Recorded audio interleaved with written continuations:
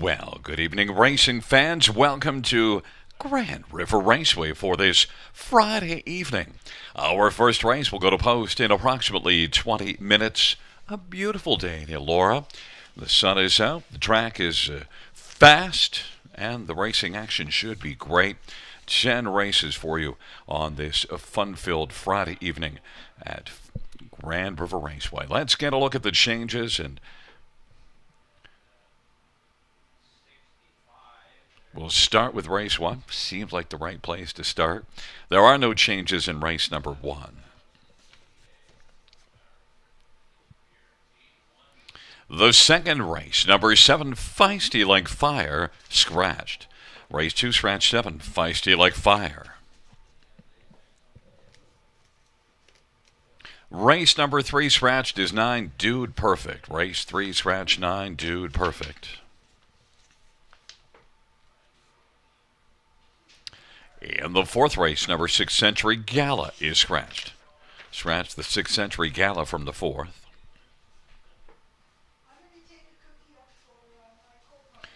In the fifth race, note that number 8, Ocean View Deb, the driver will be Travis Henry. Travis Henry drives 8, Ocean View Deb. The sixth race, number 5, There's the Boy, is scratched. Race 6, scratch 5, There's the Boy.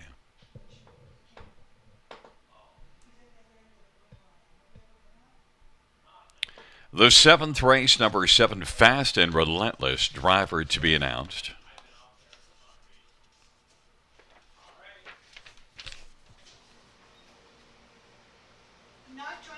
And race number 8, 1, Bad Boy Sproxy, the driver to be announced.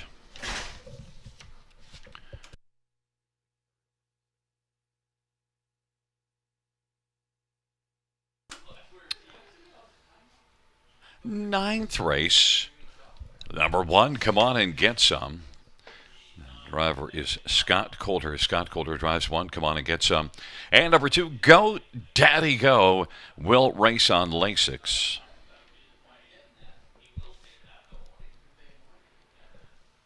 And in race number 10, number 1, Brolik. A note has a missing line, a qualifying line. 8th beaten 10 lengths, 150. Oh, correction. I'm reading the 810. Man, oh man. We're off to a flying start. And 4th beaten 21 lengths in 158 and 1. Well, the order is reversed, so I have an excuse. At least that's what I'm going with. And number 8, Somewhere in Tuscany, the driver to be announced. Race 10, number 8, Somewhere in Tuscany, the driver to be announced. Those are all the changes that we have at this moment. Once again, note race number 1. There are no changes. And the second race scratched is number 7, Feisty Like Fire. Well, fans, now that we have that out of the way, it's time to welcome in our co-host and handicapping expert from the Robert Reed Estates. Robert, I hope you've got your thinking cap on for the 6th, because we have some substantial carryover into that 6th race, the Super High Five, the Pentafecta. How are you doing, by the way? Doing fantastic. Yesterday had a great day with the family at Canada's Wonderland, and my son Robbie was repping the river, wearing his Grand River Raceway hat all day long, and a really nice day. But now we're back to business here tonight, folks. It's we're going to call it a fabulous Friday. We're going to upgrade it from fantastic to fabulous Friday. I saw that on our social page on Twitter. He follows it at GrandRR on Twitter.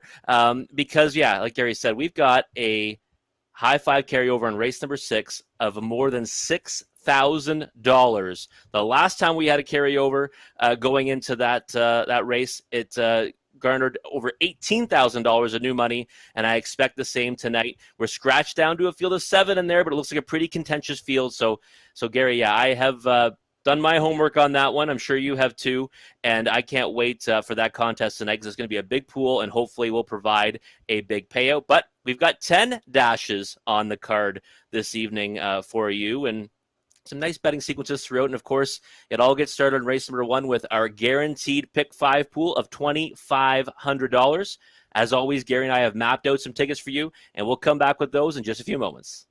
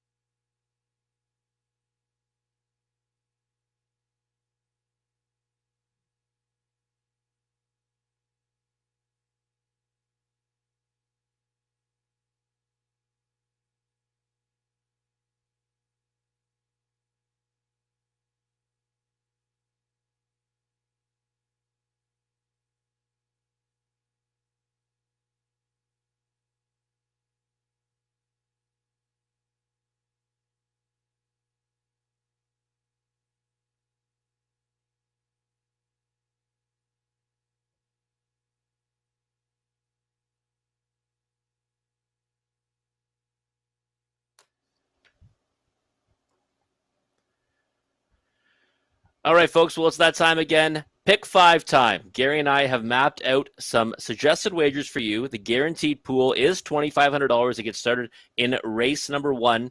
And I'm going back to you spending my usual amount. Last time, I got a little bit crazy. We really, should have found a way to cash that one, but we didn't. But we're going to hopefully get one down tonight. So I'm going to start off with a single in the first race, and that is of number 3, Harper's Hat Trick. Let's see if the ticket can come up on the board here. Up there it is there. Harper's Hat Trick right now is 6-5, a.k.a. Gary's horse. If you remember, this is the horse that Gary gave us a near guarantee on when he won here at Grand River on July the 16th by more than 5 lengths.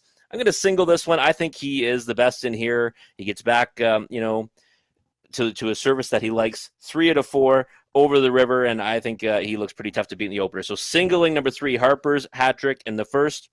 Then in the second, going 2 deep with number 2, Lions Valiant. Has not done much so far. Made a couple of breaks last time by interference. Might be better, though. I don't know. I don't want to leave this one off because I think he has more ability than what he's shown. But I think the 6 Athens Sealster will be difficult to beat in race number 2. So 2 deep in there. Then 3 deep the rest of the way. And race 3, number 2, Drowns the Whiskey. Number 5, Written Stone. And number 6, Nitro. I think that those are the 3 main players in that one, but it is a pretty contentious contest. And then race 4, the 1 Dandy Idea, the 2 Moonshiners Credit. I really like number 4, Zephyr Sealster as my top selection, but still going to go 3 deep in that one, keeping it to the inside horses. And then in race 5, same numbers again. The 1, 2, and 4, Muscle Plenty, YA Muscle Mass, and my top selection, Dominum Deo, who I thought raced fantastic last time. So that ticket will cost you $10.80, back to that $10 range that I try to keep it to. But let's see what Gary Guy has in store for us tonight. By the way, I want to clarify one thing. The guarantee on Harper's Hat Trick was on July the 9th. That was following the 8th place finish by 27 1/4. Just wanted to clarify that. You remember the horse went to the half in 56 3 and still managed to be tough enough to come home in front. Just thought I'd throw that in there as a clarification. Now, little humble brag from Gary Guy. Just factual. It's not bragging if it's true. $9.60 is what I'm going to spend in here, and how could I not go to Harper's Hat Trick? Harper's Hat Trick alone in the first race. The second race, 1 Roll with the Flow and 6 Athens Sealster. So you have the 6, I have the 6 Athens Sealster, but your second horse is 2 Lions Valiant, but mine is Roll with the Flow. So we both use 2 in there. Then in the third race, well, we both have the same idea, 3 horses, and I have the 2, 6, and 7, and you have the 2, 5, and 6. We have 1 different in there. Race number 4, we have a different view on this race, and we do wind up with some similarities, but I do have the 1 Dandy Idea winning the race, so I have 1, 3, 4, and 9 as my 4 choices. So we have some combinations in there that will work. And race number 5, the final leg, we both like the 4 Dominum Dale to win the race, but you went 3 deep with 1 and 2 as well. I added in 9 Fluff Me Up as my horse to add in there. So $9.60. You know what I want to ask you, of course? How many combinations? Just 4 tonight, Gary. Just 4. But hey, that works. I'll take a chance that there's 4 opportunities for us both to cash, because you know what? I am a team player. Should I be cheering for us both to cash? Really? Yes. Okay. It's Friday. Of course you should be. Okay. All right, so Gary Guy's in a giving mood on this fabulous Friday. He's going to hope we both cash, which would be nice. It hasn't been, it has been quite a while since we've seen that. So let's hope we can get them both down tonight. We have 3 minutes until our opener and that $2,500 guaranteed pick 5 pool. And let's take a look at this race. Horse and Geldings, not winners of 30,000 life on the pace. And Gary and I both love number 3, Harper's Hat Trick. Hard not to love this one. He's won his last race at Dresden, OSS Grassroots assignment. That was a nice one, held on by a head at the end. And he's also won 3 of his last 4 here at the River. He does it with speed, and I think he'll be pointed to the front end again tonight. 3-2 on the board right now. I expect him to be shorter than that come post time, and I see that 3 of the 4 handicappers here at Grand River go with this one in Harper's Hat Trick. And for second, I went to number 1, Party in the Shadows, moving up in class. but off 2 wins in a row and has not missed the top two in his last three. He gets the pole position, which I think he'll like. We've seen him flash speed in the past. He should be pushing out tonight from this spot. Maybe he gets the 2-hole to Harper's hat trick, because I don't think Big Chick Magnet, my third selection, can actually match their speed off the gate. So I think it should line up maybe 3-1-1-3. And if it does, that might be the exacta. In the third spot, I did go to number 2, Big Chick Magnet. I thought this one has been racing well, an improving type. 3 starts back, did win an easier class, the same one that Party in the Shadows comes out of. Since then, went first over to be second to First Glance. Granted, it was quite a ways back, and then finished third last time, off a similar type trip overland in this class. And I think Big Chick Magnet has a chance to land underneath. I just don't know. I mean, sometimes I kind of knock this horse, and maybe I'm again tonight. I think he's more of a ticket play than anything else. And then number 4, Last Mock, 7-1 on the board. Last time post 8, throw that one out. I think he can land somewhere underneath, maybe on the trifecta or superfecta ticket. But the horses are moving out onto the track for the opener, and we'll come back and talk a bit more with Gary Guy after the post break.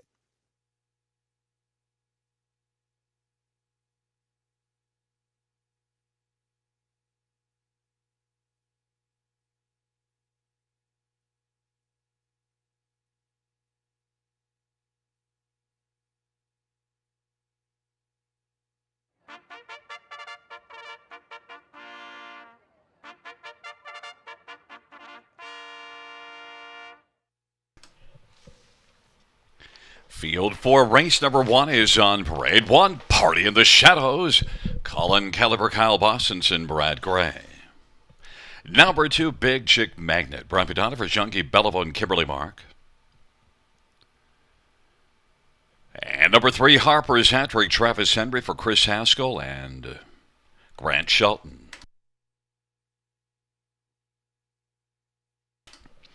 Number 4 is Last Mock. Aaron Byron for Mark Winnicott and John Nicholson. And number 5, Dance Machine. Tyler Jones for Courtney Robson and Julie Sagan. And number 6, Strong Enough. Lauren House for Samuel Taylor. Number 7, I'm a Beach Boy. Tyler Moore for Greg McNamara and Gerald Hawks. It's a field of 7 for race number 1. Let's get a look at right now the favorite, number 3, Harper's Hat Trick, 9-5 on the board. I do expect this one, Rob, to stay as the favorite, but I am interested to see if one can beat 3 Harper's Hat Trick off the gate, because you do see 2 races ago here, a 27-4 opening quarter. So Party in the Shadows, I imagine Colin Kelly will also be firing out. It could be interesting early. That might even open it up for others. But Harper's Hat Trick on the track right now. How do you see this playing out? I love this horse. No, I know you do, Gary. And you know what? You've certainly put me onto this one as well, and I've enjoyed seeing him. But yeah, you certainly have been dead on with this one in the past. I hope you are again tonight. My top selection and my single as well. Let's get on the track right now. And I think he gets the front tonight. 4-5 on the board right now. 6-5 just went up a couple ticks, but I think he should get to the lead. Post 3 is a good spot to lead from when you have a lot of speed. And I think that, Colin Kelly on Party in the Shadows, as they do blast off from the pole position, should be more than happy to sit the 2-hole to him. I should also mention Chris Haskell is a member of the Announcers Union, announced at Sarnia for a bunch of years. So Chris gets a little extra love by being a member of the Announcers Union. Someday you'll probably join that union, but right now you're on the outside looking in. There is a look at number 1, Party in the Shadows, who is a 6-1 on the board, certainly offering some value. Party in the Shadows off of back-to-back wins and a second beat and half a length. That's some nice value. You'd have to consider taking that. Yeah, moving up in class, but I agree with you. 6-1 right now is a good price. He certainly gets a post edge, and if you look at his starting spots, he really hasn't had many good ones, except for June 25th when he started from post 2 here, and he was a winner by 3 lengths, and non-winners at 10,000 life. Other than that, he started from post 4 or worse, so they're going to definitely want to take advantage of this spot tonight. And 6-1, I definitely think he is the value at present time. And the question is, can he handle the uptick in class? But I don't really think he'll have much of an issue with it. There's number 2, Big Chick Magnet. I might have fallen off this horse a little bit more than I should have. I used this one fourth. But Big Chick Magnet has gone some tough trips first up, but still, Big Chick Magnet, after that to win July 23rd, when I was on that one then, Big Chick Magnet has, I wouldn't say disappointed greatly, but just I expected just a tad more. Yeah, I can agree with that. He finished second, beating 5.5 to Harper's hat trick 4 starts ago, and I actually thought he got a perfect trip on that occasion. And you went to him his next start. I didn't. He won by half a length and raced really well to do so. And now winners at 15,000 life. Hit the board in his last 2 in here, and that's why I kind of don't see him as a win candidate in here. I think he's more of a hit the ticket horse, but he's taking a lot of support right now at 2-1. I thought that that support might go in the direction of Party in the Shadows tonight, but it's going with Big Chick Magnet as the second favorite at present time, and I think he can hit the ticket, but I agree with you. He has been a little bit, underwhelming in his last couple. Well, Brett McDonald, Junkie Beliveau. Junkie Beliveau is a proven long-time trainer that's put up some numbers over his career. So 2-1 is the price. There's 4 Last Mock. There's a horse that could really benefit if there was an early speed battle, because Last Mock can really skedaddle late in a mile. Last Mock has come up with some really fine efforts here, too. He's one to beat leery of, and you get 7-1. Yeah, and what's interesting about Last Mock area is that he's been in this class for 5 consecutive starts, and he's already won it twice, whereas the horses we just talked about combined only have 2 efforts at this level. They're either moving up into this or have recently moved up into this class. So, he's kind of the X factor to me. I've guessed wrong on him a couple of times, and I did put him in the 4th spot tonight. Would I be surprised if he, somehow trips out and wins this? Not really, because he's the kind of horse I think can win on any given night. I don't think that it will be tonight, or I would have put him on top. But 7-1 on the board is pretty good value right now on Last Mock. There's a horse number 6, Strong Enough. If he was racing the way he has in the past, the way he did last year, he might be the one you'd play in here. And he's 16-1. One of these days, I think he's going to step up. Yeah, I think so too. He's just got to find his old form. Last season this horse was one that would be a big time factor in here tonight, and 16-1 would be a complete bargain. On recent form, though, I would say he's more of an underneath player at best, but he might be able to round into form sometime soon. It's a field of 7 for race number 1. First of 10 dashes on a fabulous Friday. As we're gathered at the river, field taking up positions, Party in the Shadows, Big Chick Magnet on the inside of the center. Harper's Hat Trick, Last Mock, and Dance Machine to the outside. Strong Enough, and I'm a Beach Boy. Last Mock has made a break.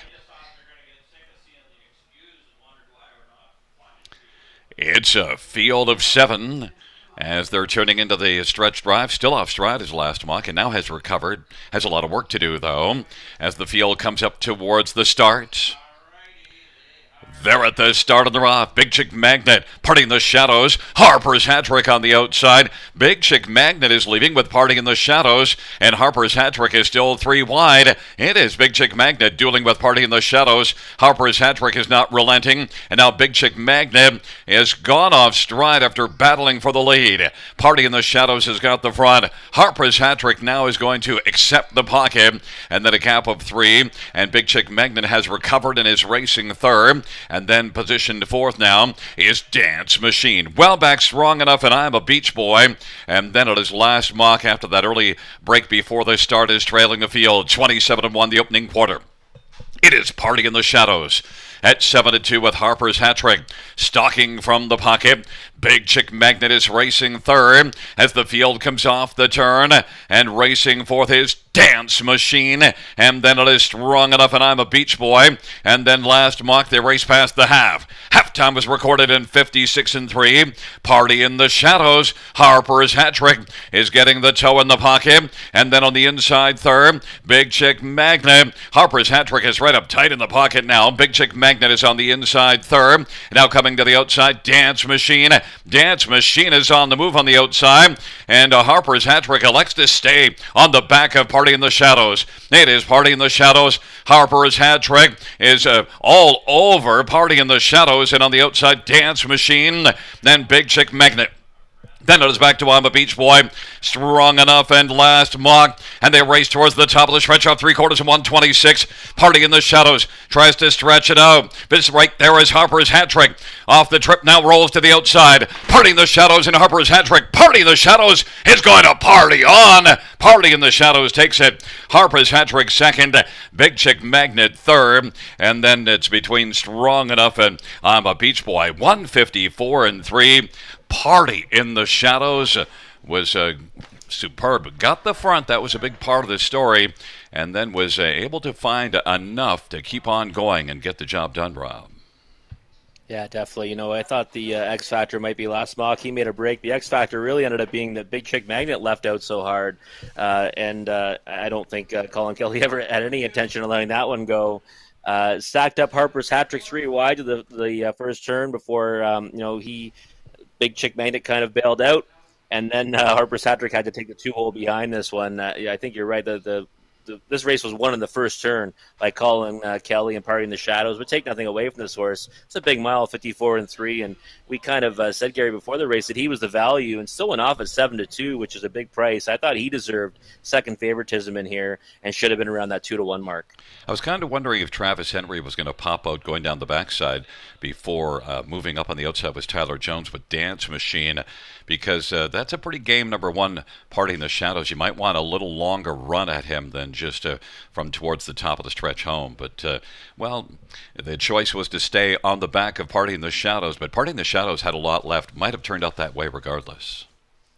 Yeah, I think so too, and I think maybe that's what Travis kind of figured was that Party in the Shadows is going to keep on trucking on, and maybe it's best to just try to get one run at him late. He looked really strong on the front end tonight, and I kind of toyed with the idea of putting him on top, but I said, I can't go against Harper's hat trick, and they ended up being the best two in the race. But kudos to Party in the Shadows and the connections. Back in front of us is number 1. Party in the Shadows. Party in the Shadows is a 3-year-old shadow play brown colt owned by Brad Gray. Trained by Kyle Boston's Colin Kelly, the winning driver. It's the 4th win this year, 6th lifetime for Party in the Shadows, 154 and 3.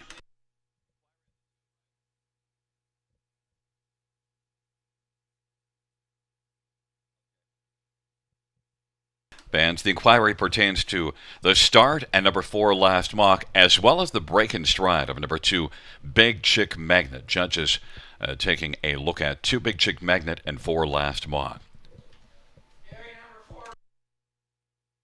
Fans, note the judges ruling that number 4 last mock was inside of the fair start pole at the start of the race. Judges reviewing the break of number 2 Big Chick Magnet racing around that first turn.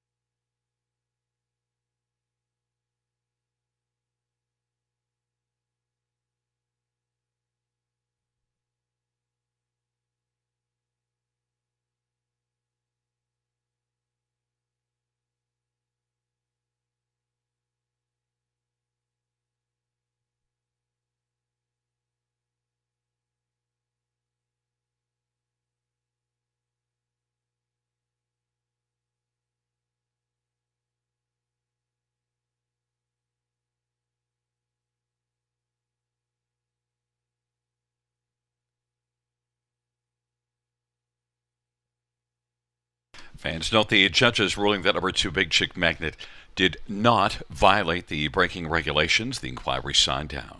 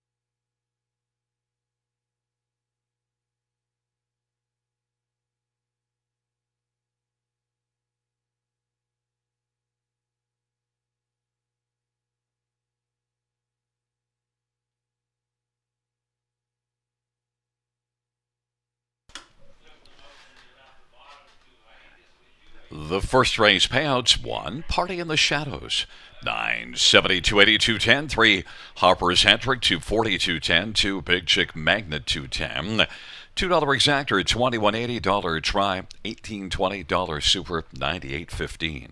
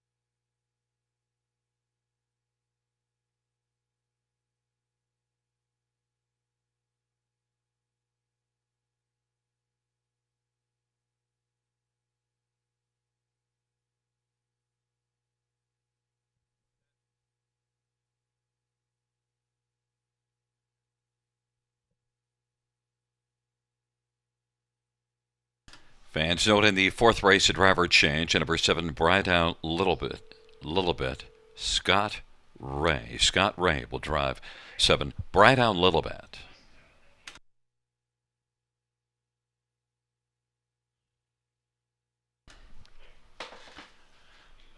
The first race order of finish from the top: 1, 3, 2, 7, 6, 4, 5. That's 1, 3, 2, 7, 6, 4, 5.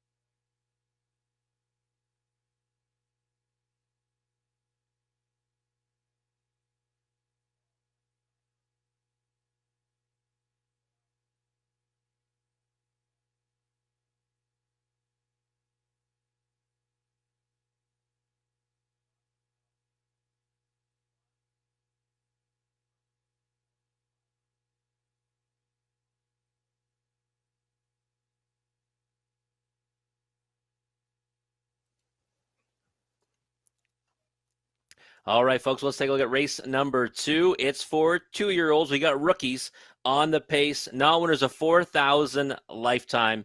And I went to a horse that I thought was going to be the favorite in here, in number 6, Athens Sealster. Right now, 5-2 on the board. And I thought that he's raced well in both of his starts so far. They were each here at Grand River Raceway. 2 starts back, non-winners 2,000 life, finished third. And then last time, finished second, beating only half a length with broken equipment to control the Lightning, who held on at the wire. I thought that this one raced pretty well in both those efforts, showed progression through each start, and looks like this is a field that he should be able to come out on top of. 2-1 on the board right now. I expect him to be around maybe 7-5 or 8-5 come post time. I thought he looked like a standout in here. But, number 2, Lions Valiant, is taking money. Right now, the favorite at 9-5. He was one that I really liked in his lifetime debut from the pole position. He made a break in the first turn, ended up getting distanced, and then he had an interference break last time. So hasn't had much luck yet in his career, but I like the way this one qualified on July the 2nd at Mohawk Park. And really it comes down to, do they have this one figured out?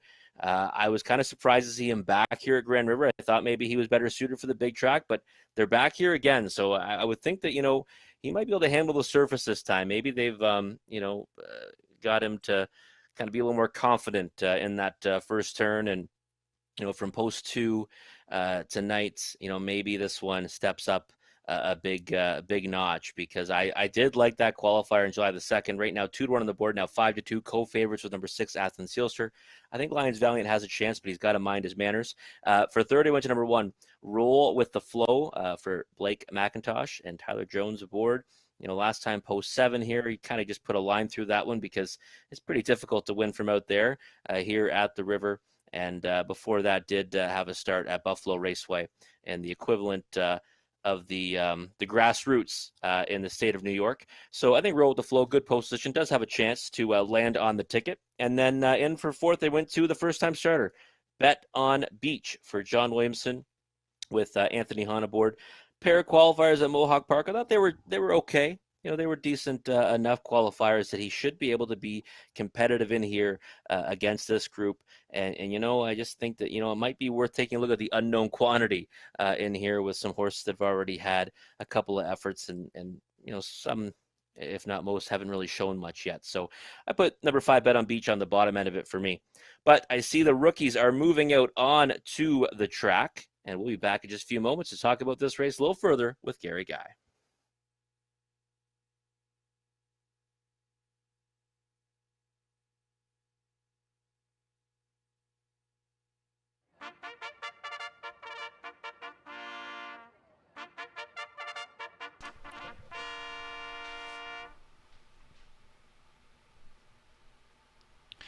Field for the second race on parade. 1, Roll with the Flow. Tyler Jones for Blake McIntosh and Hunt Racing and Middlebrook Racing.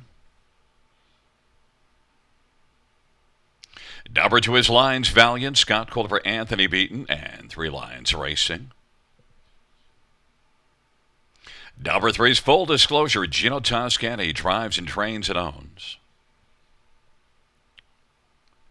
And for his Garage U, Jay Harris for Sean Stacy and Catherine Stacy.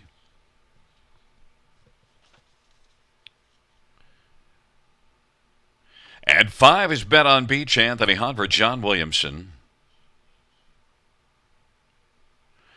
And 6, Athens Sealster, Austin Sorry for Bob McIntosh and Al McIntosh and Dr. David Fisher and Ian Fisher. 7 and scratch. This is number 8, a Gangbuster Hanover, Brett McDonough, Dr. Trevin Shive. And number 9 is 3 Peaks, Travis Henry for Gary McDonald and Dean Hill and Shad Hill.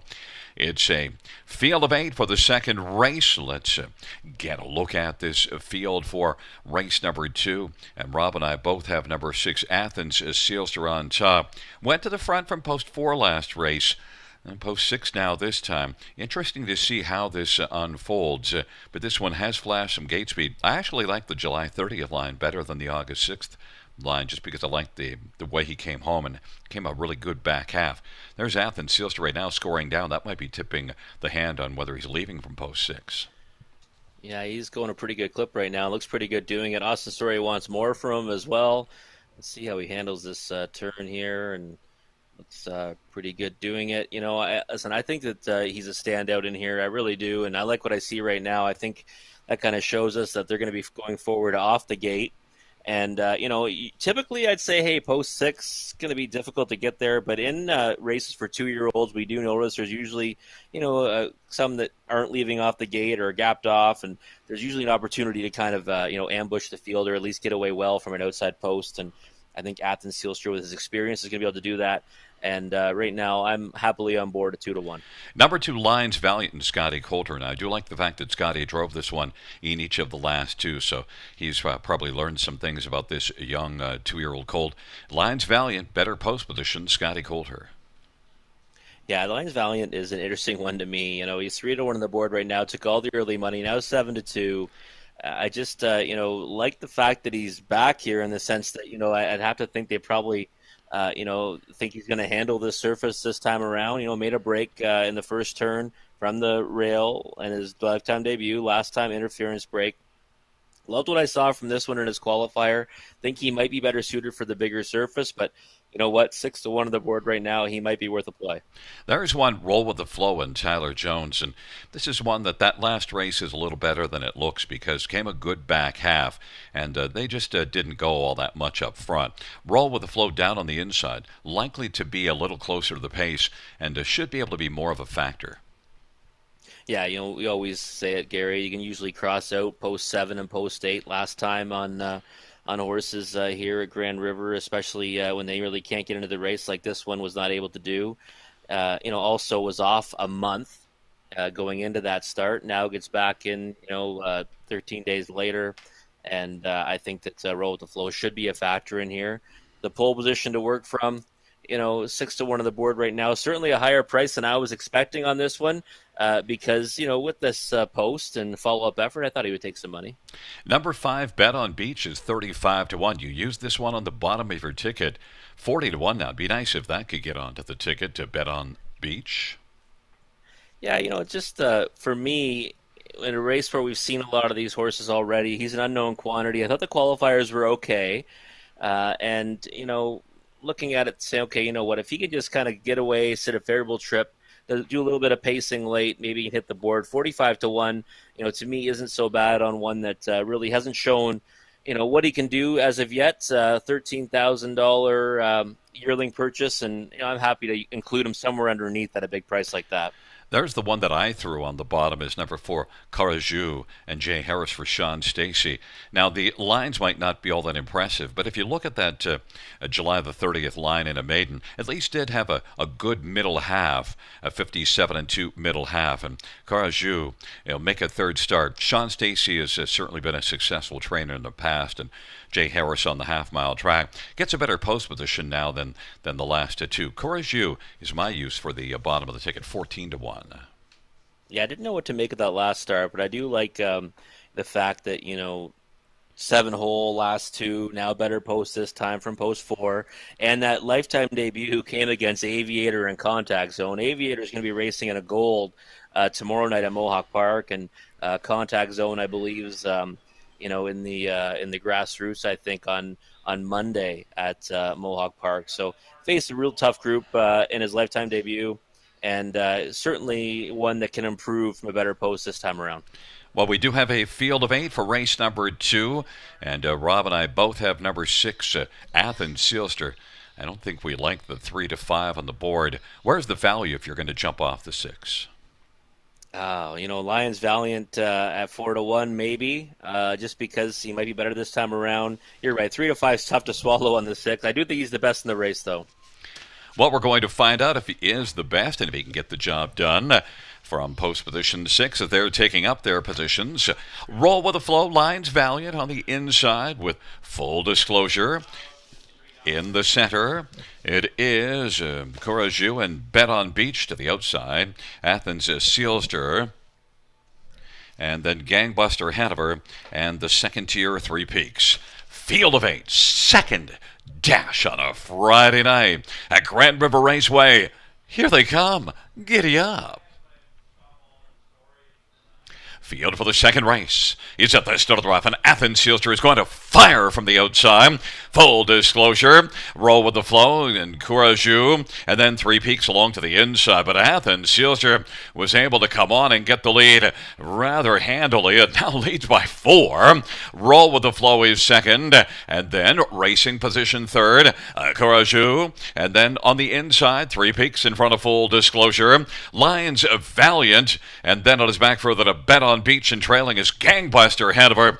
Athens Sealster at 1-2 as Austin Sorey takes this one on past the opening quarter in 28 seconds and leads it by 5. Roll with the Flow is second, and Courageux is racing third. Three Peaks at 30-1 is fourth right now. Then it is Full Disclosure. Lions Valiant is sixth as the field comes off the turn, and then it is back further to Bet on Beach and Gangbuster ahead of her. But right now, Gangbuster's on top is Athens Sealster and leads by 3. 28 seconds was the quarter. Halftime was reached in 57-4. Roll with the Flow is still rolling along on the inside and moving on the outside. Courageux into the backstretch. Athens Sealster leads by 2 1/4. Roll with the Flow is second. Courageux on the outside is trying to chip away as they race on down the backstretch, but it is still Athens Sealster. Athens Sealster and Austin Sorey as they race on to 3/4, and that lead is a couple of lengths. Roll with the Flow is second. Courageux is third. Those three a big separation on the rest of the field. Lions Valiant is now able to take over fourth, and then Gangbuster ahead of her. Athens Sealster continues to march. 3/4, 1:27. Roll with the Flow is second, and then third is Courageux. It is Athens Sealster as they turn from off that 3/4, 1:27. Athens Sealster roll with the flow. Athens Sealster getting some urging, but is going to maintain the lead at a length and a half. And when it roll with the flow is second, and then Courageux, and it looked like Lions Valiant on the inside against Gangbuster ahead of her. 158 flat. Athens Sealster. Rob, we saw this one warm-up scoring down, and that certainly was exactly what happened as this Colt was able to fire out and make every call a winning one. Yeah, like you said, Gary, Austin tipped his hand by showing us that score down, scored down in a big way. And, I loved seeing that because it told me that they were going to blast off the gate. And, we saw that in this one, right? With rookie pacers, it's not the action you usually see off the gate with seasoned veteran horses. And there was a lot of horses that really couldn't match this one's speed, of 28 seconds. So he got there easy. It was uncontested throughout most of the mile, and then, did hang on by a length at the wire. And the price was obviously very short, but, like we kind of thought, he was just much the best in here. I thought even at the finish when Austin is tapping him, I think it's just more to keep him on his game to the finish, his mind on work, so that's a learning experience because this is just a young 2-year-old. Oh, definitely. Just a third start of his career, right? And sometimes these horses, he's only had the lead briefly in a race before, so he might not really know what to do all the time when he's, leading into the stretch there. So just, it keeps his mind on the business at hand. Nice second place finish from Roll with the Flow, and you liked Courageux, who ran third. Lions Valiant still doesn't look good in the turns. I think that he just has trouble on those turns here at Grand River. On the straightaways, he was pacing great. On the turns, not so much. Yeah, Courageux actually worked hard on that one. He spent some time on the outside, and so actually it's probably even more impressive. One to keep an eye on for next time out. I think so too. Yeah, it was definitely an improved effort, and I think heading in the right direction with that one. And one that gets back in here, draws another inside post, might be one you want to fire on. Back in front of us is number 6, Athens Sealster, a 2-year-old thinking out loud. Brian Gelding, owned by Bob McIntosh and Al McIntosh and Dr. David Fisher and Ian Fisher. Bob McIntosh, the trainer. Austin Sorey with the winning drive. It's the first win for Athens Sealster. 158 flat. Awesome Austin and Bob McIntosh in the second.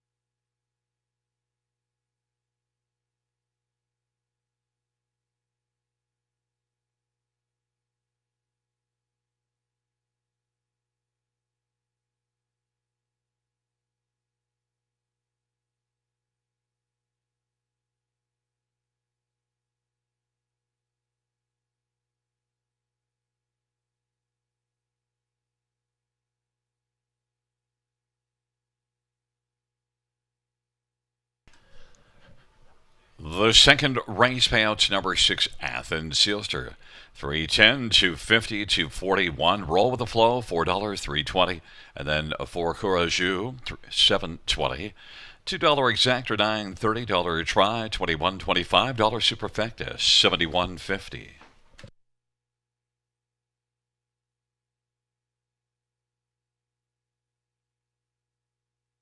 Note the double of 1 and 6 pays 27.60.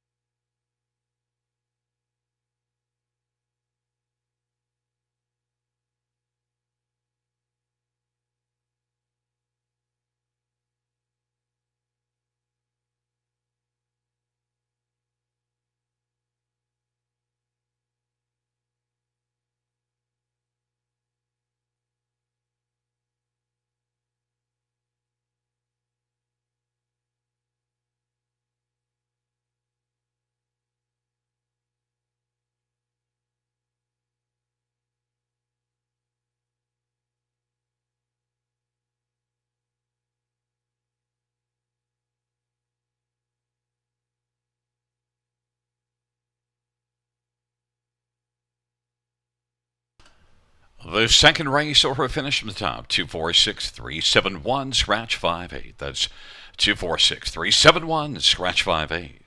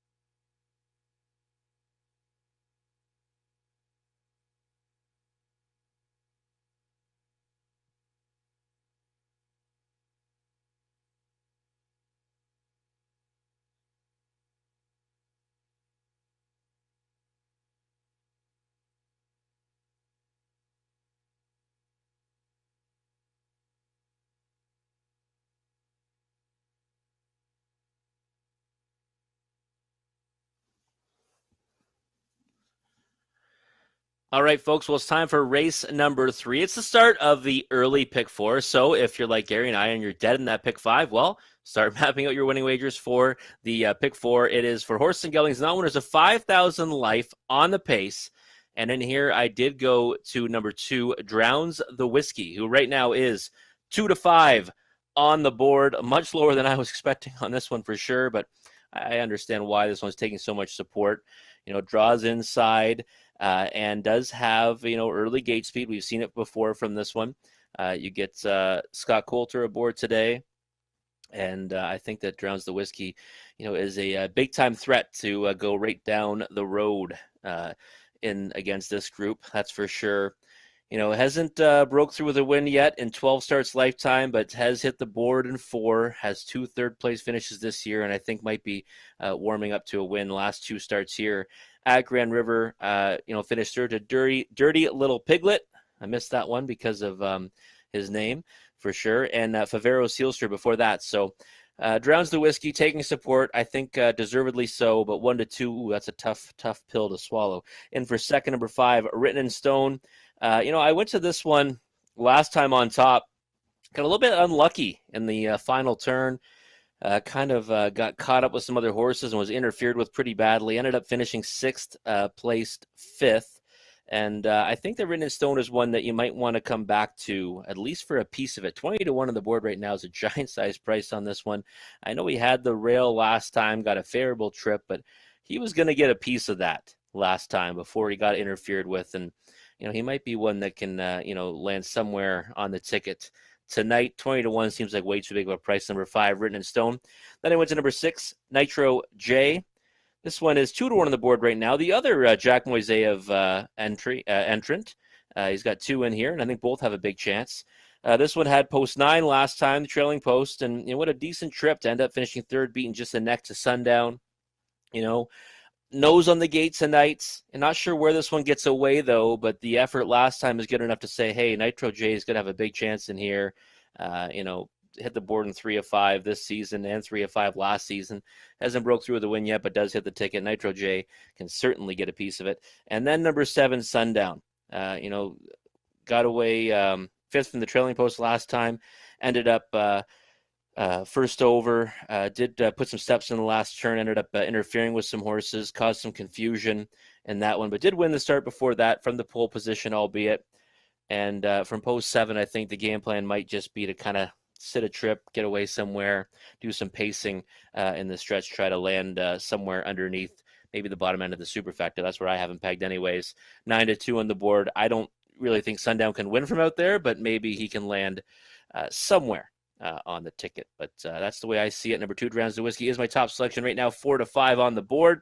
It is the start of our early pick 4, and the horses should be on the track shortly. And after that, we'll come back and talk about it a little more with Gary Guy.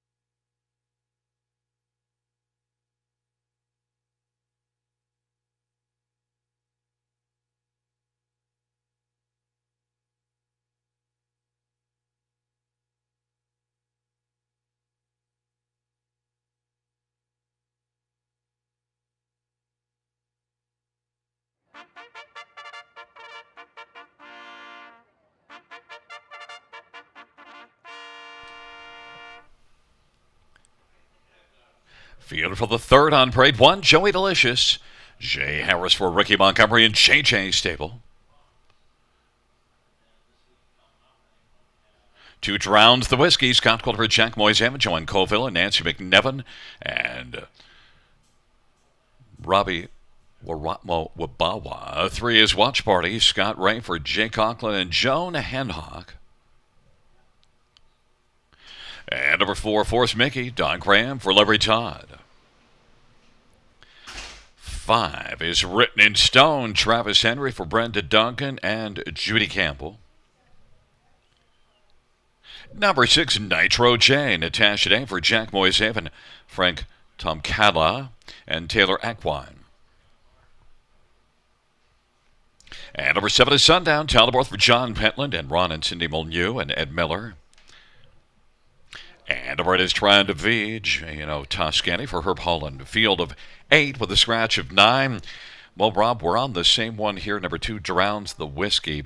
And one thing to note, I really like that June the 25th effort here, finishing just 3/4 off of Favero Sealster. Favero Sealster came back just 3 days ago, this past Tuesday at Georgian Downs, to beat a non-winners of 2. So that's good measuring stick. Drowns the Whiskey, 4-5. We know this one has the gate speed. We've seen the gate speed hold up here. And Drowns the Whiskey is one that, despite the 4-5 price, I think if you go against this one, you might have to drown your sorrow with a little sip of some whiskey.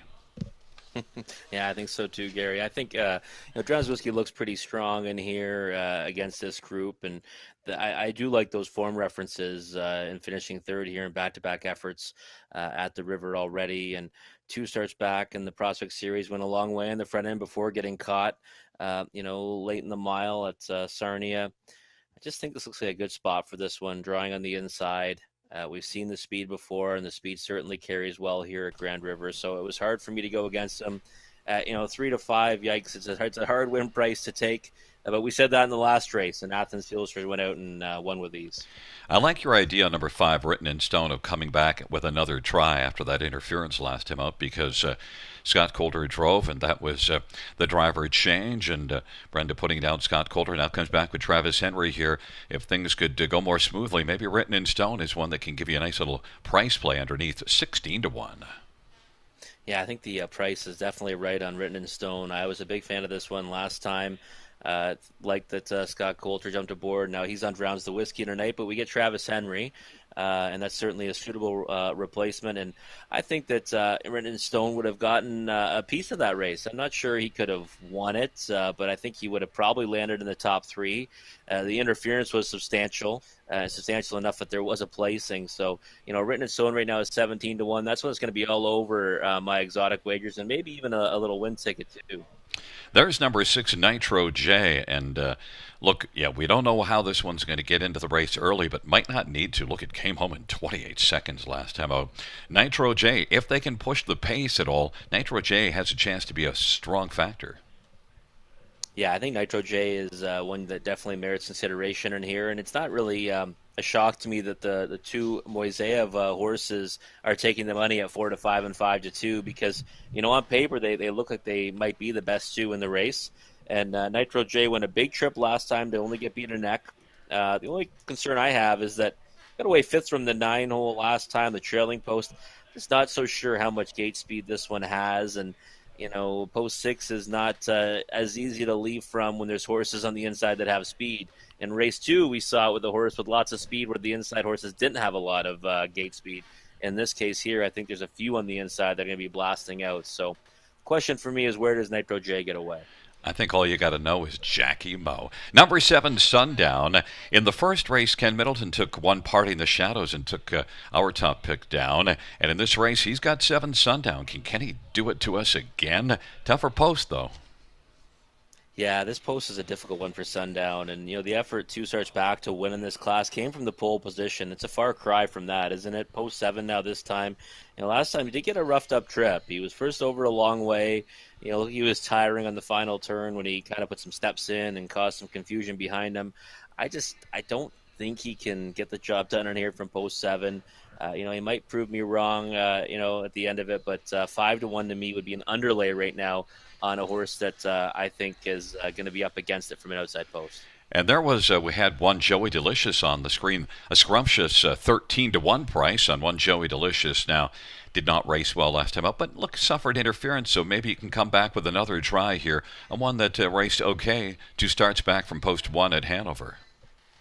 Yeah, 13-1 on a horse with the with the pole position here, getting that rail control is one I can use underneath pretty much every time. I think that Joey Delicious is one you can use in the bottom end of the try and super.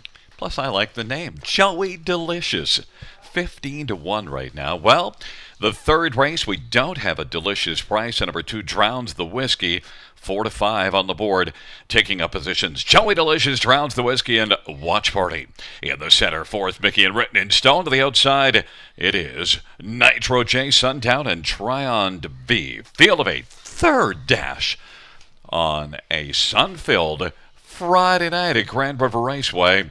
Here they come. Field for the third race is at the start of the rough, and Drowns the Whiskey is going to bolt out hard. Sundown from the outside. Nitro J. Joey Delicious along to the inside. Drowns the Whiskey has got the lead. Sundown still pressing on the outside. And then on the inside, Joey Delicious. And Joey Delicious is taken down to the safety lane as they work their way on towards the opening quarter. Drowns the Whiskey's got the lead, and Sundown now finds the pocket. Watch Party is third. Nitro J racing fourth. There goes Tryon V now. And then back to Forrest Mickey, and Written in Stone is racing right now, positioned seventh. They race on to the opening quarter in 28-1. Drowns the Whiskey, 2-5 on the board, and Scotty Coulter cruises on the lead. Sundown is their second. Tryon V is on the outside, and then it is Watch Party racing on the pylons fourth and about 4 off the lead. Now to the outside, Nitro J is racing second over fifth. Then it is Forrest Mickey and Written in Stone. Drowns the Whiskey. They race their way on past the half off that 28-1 opening quarter. Halftime was reached in 59-1. Nice little 31-second second panel breather for Drowns the Whiskey. Sundown is racing second, and Watch Party is third. And then it is Tryon V. Nitro J now is kicking in hard to the outside. And then Watch Party is now racing fourth. And then Forrest Mickey and Written in Stone is now starting to move. It is Drowns the Whiskey. Here comes Nitro J. Drowns the Whiskey and Nitro J. Now they're paired up as they race by 3/4, 128-4. And Drowns the Whiskey on the inside leads it by a head. And on the outside, Nitro J. Drowns the Whiskey not getting any urging, though. And on the outside, Nitro J. And now Scotty Coulter goes to work on Drowns the Whiskey. Nitro J to the outside trying to put away Drowns the Whiskey. They come on down the stretch ride. And Sundown is third. On down the stretch ride, Nitro J closed hard in the lane and wins it. Drowns the Whiskey was second. Sundown was able to stick for third, and Watch Party was fourth, 157-2. Nitro J, a second over trip. Rob, we wondered how Nitro J would get into the race. Well, the second over trip, but got into the race in the stretch drive rather nicely. Oh, definitely. Nice steer by Natasha Day to get the job done. And, this one definitely had the ability. I just wondered, how the trip was going to work out, and she worked out a fantastic drive for this one. Nitro J. We thought the two Moiseev horses were likely the best two in the race. They end up finishing 1-2. Drowns the Whiskey, really probably should have been able to close that one out. Tired late on the front end, and did that as well 2 starts back. So just a little bit of trouble finishing off his miles there. And of course, Sundown ended up finishing third. I had him pegged for fourth, but I thought he would do it from a closing position. Man, oh man, did he ever fire off the gate.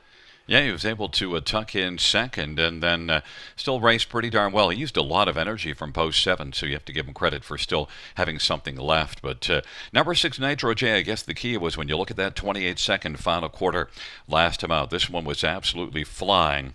And Nitro J was also flying in the lane here, and it was enough to get on by at 3-1. And then number 3, Watch Party at 25-1 was the price horse that managed to get onto the ticket.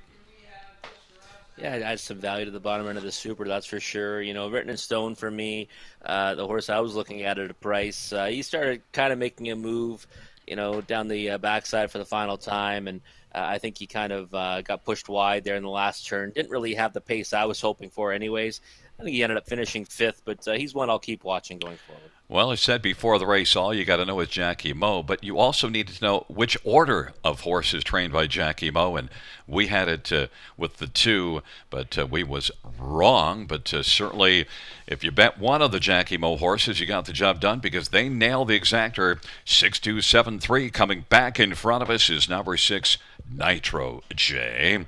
Three-year-old Big Jim Black Gelding, owned by Frank Tomkala and Taylor Equine. Jackie Moe, Jack Moisev, the trainer, Natasha Day with a winning drive. It's the first win for Nitro, 157-2.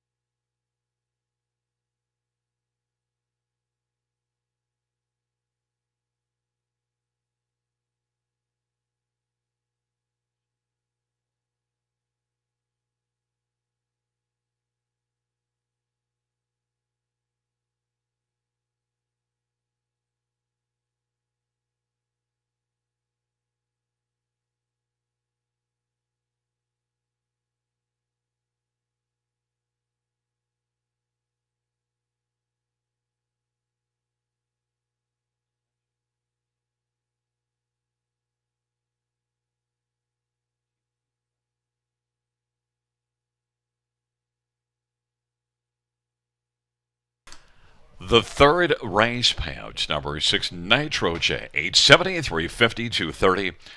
2, Drowns the Whiskey, 250 and 220, and 7, Sundown, 240. $2 race actor, 17.50 the dollar try, 21.45 the dollar super, 105.85. Fourth race is next. Scratched is number 6, Century Gala. Note that Scott Ray drive 7 Brian down a little bit. Post time for the fourth in about 9 minutes.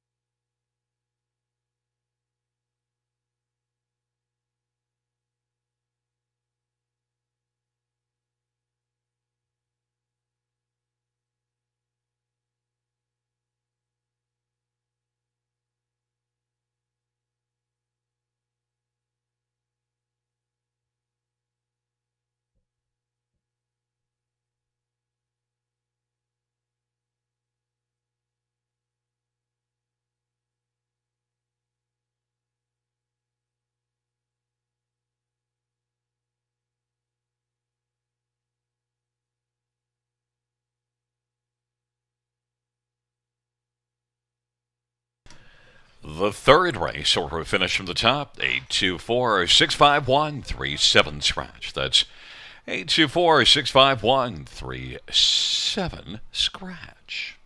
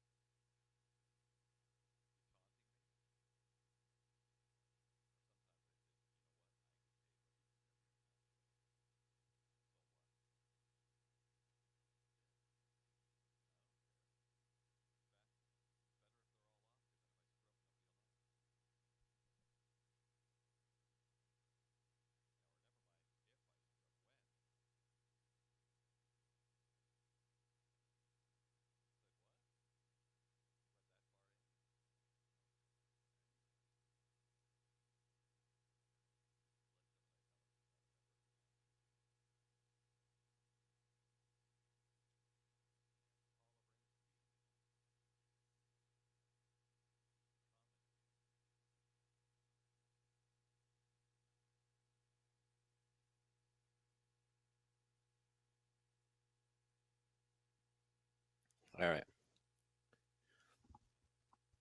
All right, folks. Well, it's time to take a look at race number 4. We've got fillies and mares, condition claimers.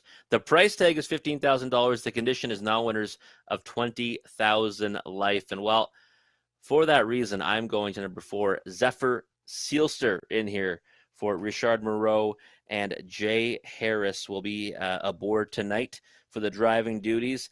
I thought that 2 starts ago, when this mare made her return, it was a nice one. Finished third in a class tougher than this one from the rail. Set a nice inside trip, closed well to finish third to Siboney. And last time, well, post 2 got away 8th. Yeah, no chance from where this horse got away. I know she had a good post, but I'm just going to cross that one right off the page. Those efforts took place in a condition claimer for non-winners of 40,000 life. This is for non-winners of 20,000 life. That is a big difference, and one that I think everyone needs to pay close attention to in here, because it might look in the program that it's a similar type race, but it's not. It's actually an easier spot for this mare, and that's why I think she's going to be much better tonight. It's a third start back off a layoff. 5-1 on the board right now. I don't think she'll be the favorite come post time. I think she'll probably be second or third choice, and she is where I'm going to land. And she's actually probably one of my better plays of the entire evening here at Grand River Raceway. And for second, I went to number 2, Moonshiner's Credit. Gets Scott Coulter back aboard on this one, and he knows this one very well. Driven this one many times in the past, and actually drove her to a victory on July the 16th here from post 9.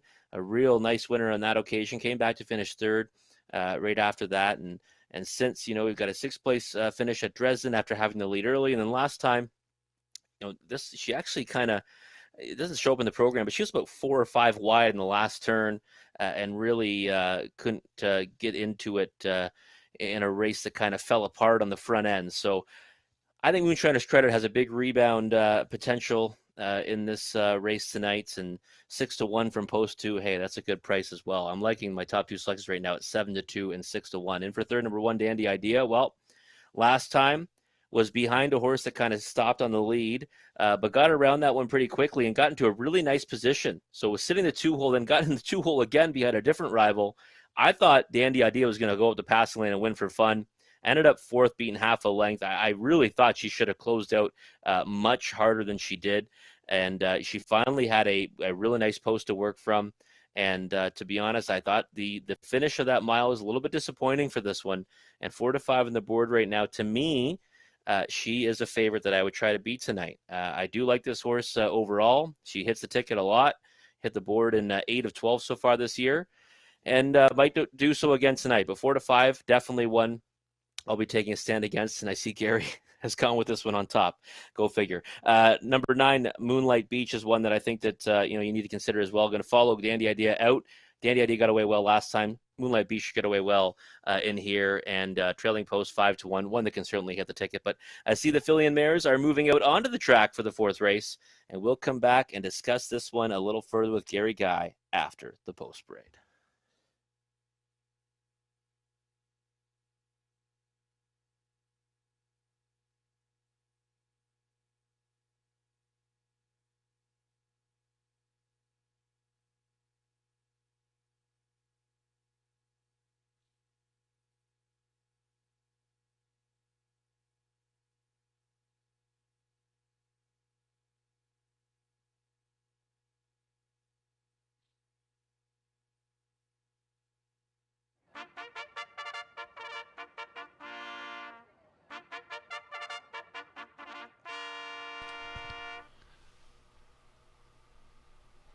Field for the 4th race on parade. 1, Dandy Idea, Austin Sorry for Bob McIntosh and Al McIntosh. Number 2 is Moonshiner's Credit, Scott Culver, Sean Hyatt, and Dave Simpson. And number 3, Keep Watching, Nick Stewart for Clifford McGuire. And number 4 is Zephyr Sealster, Jay Harris for Richard Moore and Tommy Cosgrove. And 5, Shadow 1, Lauren House for Scott McNiven and Thomas Broadhurst and Bradley McNiven. Number 7, Brian Al Lobit, Scott Ray for Kendall Ron and Bryden Farms. 8 is Larjan Lena, Ryan DeRoche for Mark Winnicott and Jim Maximo Racing. And 9 is Moonlight Beach, Brent McDonough for Jim Kerr and Jim Morrissey and Lorna Davis. It's a field of 8 for the 4th race, and note that Scott Ray drives the 7. Let's get a look at this field. We'll start with Rob's top one. Number 4, Zephyr Sealster. Rob, you mentioned you just stroked a line through that last race. I basically almost stroked a line through Zephyr Sealster. I used this one for 4th. But I was unimpressed, and I'd like to see this one leave better. Maybe you're right just to put a line through it. I am always afraid to stroke out Richard Morrow horses. Certainly raced well here 2 races ago. Yeah, and I like to see what we're seeing right now with Jay Harris scoring this one down. She looks good on the track. And I'm okay to put a line through that last one, Gary. It's kind of a far cry from the start, 2 starts back, and he certainly, it looks like he's going to be leaving out today with this one, that's for sure, which I now raises her stock even more in my books. Zephyr Sealster, it's a much easier class. It really is. And I think one of the most underrated handicapping angles is understanding conditions. And, I would think that Something Royal would be about, 1 to 9 in here. And granted, this horse got beat up by a wide margin, but it just kind of shows the difference between the 2 classes. Numbers of 20,000 life versus numbers of 40,000 life. That's a huge difference in open conditions. It is too in condition claimers. So Zephyr Sealster for me is the horse in here, and at 4-1. I'm all aboard at that price. Number 2, Moonshiner's Credit at 17-1 is one that you used for 2nd. I didn't use this one in my top 4. And I can see a Moonshiner's Credit bouncing back and has gate speed. But I thought that last race, I wasn't as impressed as you are willing to look past that one. 14-1, though. Well, she was very wide in the last turn, and I'll be honest, she never really got a chance to do anything in that race because it was a race where the leader stopped abruptly and caused a lot of confusion. So, Moonshiner's Credit, the line looks a lot worse than the effort actually was. 2 starts back at Dresden. If you forgive her for that one, well, now you're looking at 2 races that are basically in a similar class where she was right there and one that she won. So for me, Scott Coulter back in the bike, he knows her very well. 9-1 on the board. I'm looking at, to me, I like Zephyr Sealster on the Moonshiner's Credit. A couple of nice prices right now. Well, you were on a forgiving mood with the 4-2. I'm in a forgiving mood with one dandy idea because that first half, they went the half in 55-3, and she sat the pocket. I think that's why she didn't have enough fire up the inside late. I'm willing to give her that and try dandy idea again. Although I will tell you, my original pick on top was 3 Keep Watching. I wished I would have kept with 3 Keep Watching, and I have a good feeling about the 3 in here. But one dandy idea, even money, is my choice. There's a look at number 9. We'll move right along at 9, Moonlight Beach, and one that, won last time out, but the problem is the trailer post, 9-1. Yeah, I like Moonlight Beach's last effort for sure. Got the job done coast to coast from the pole position. I think that Dandy Idea showed enough speed last time that we'll see that again from this one. So that's not really a concern for me having the second tier, 10-1 on the board. I put this in for fourth, put her in for fourth, and I think she's got a good chance to land somewhere to take it. But on the note of Dandy Idea, they went fast early on in that mile, but she still came home in a minute and 2, and I guess that's what my concern is. I just think that if a race ever set up for her to win, where the makeup of the race and really what her rivals were doing, it was that one. But 4-5 on the board. I mean, everyone seems on the bandwagon tonight. Well, number 3, Keep Watching. I mentioned I had this one originally on top, 4-1 on the board. My reasoning was that last race had been off about 4 weeks. And I had both 6 and didn't leave well, but second beaten a neck, and actually put in a pretty solid effort before, tiring a little bit in the late going. Now comes back 7 days later, better post position, and I think this one's going to be leaving. It might be able to be a trip horse, 9-2. I like Keep Watching in here. I think I would have liked to have had 9-2 or 4-1 on top instead of Dandy Idea at even money. Yeah, I mean, listen, I like all the points you've made there, and I certainly think they all work in our favor. The only thing that I don't like about this one is the fact that she did inherit the lead last time. Now, again, she only got beat by a neck, so I can't really knock her for the effort. But the leader on the front end stopped abruptly, so I think when horses kind of inherit the lead like that, they should get pretty brave. For me, I kind of went the other way and said, you know what, I'm going to just play against this one tonight. Well, I gave her the excuse because of being off 4 weeks. But we'll see how it turns out because we have some different ideas in this race, which makes it fun. On the inside, Dandy Idea with Moonshiner's Credit. And in the center, Keep Watching, Zephyr Sealster and Shadow One. To the outside, Bright down a little bit, and Larjon Lena. The second tier, Moonlight Beach. It's a field of 8 for the 4th race. They're approaching the start. And they're off. Dandy Idea, Moonshiner's Credit, Moonlight Beach from the second tier will get out well, and then Keep Watching moves over to the pylons and to the outside, Larjon Lena, and then it is Bright out a little bit, and then back for the Shadow One. Zephyr Sealster is last away. Dandy Idea, 3-5 on the board now. Leads as they race on to the opening quarter. Moonlight Beach is second. Moonshiner's Credit is third. And then Larjon Lena is racing and is going to take back now and find a spot on the inside fifth as Keep Watching is racing fourth. The opening quarter, 27-2.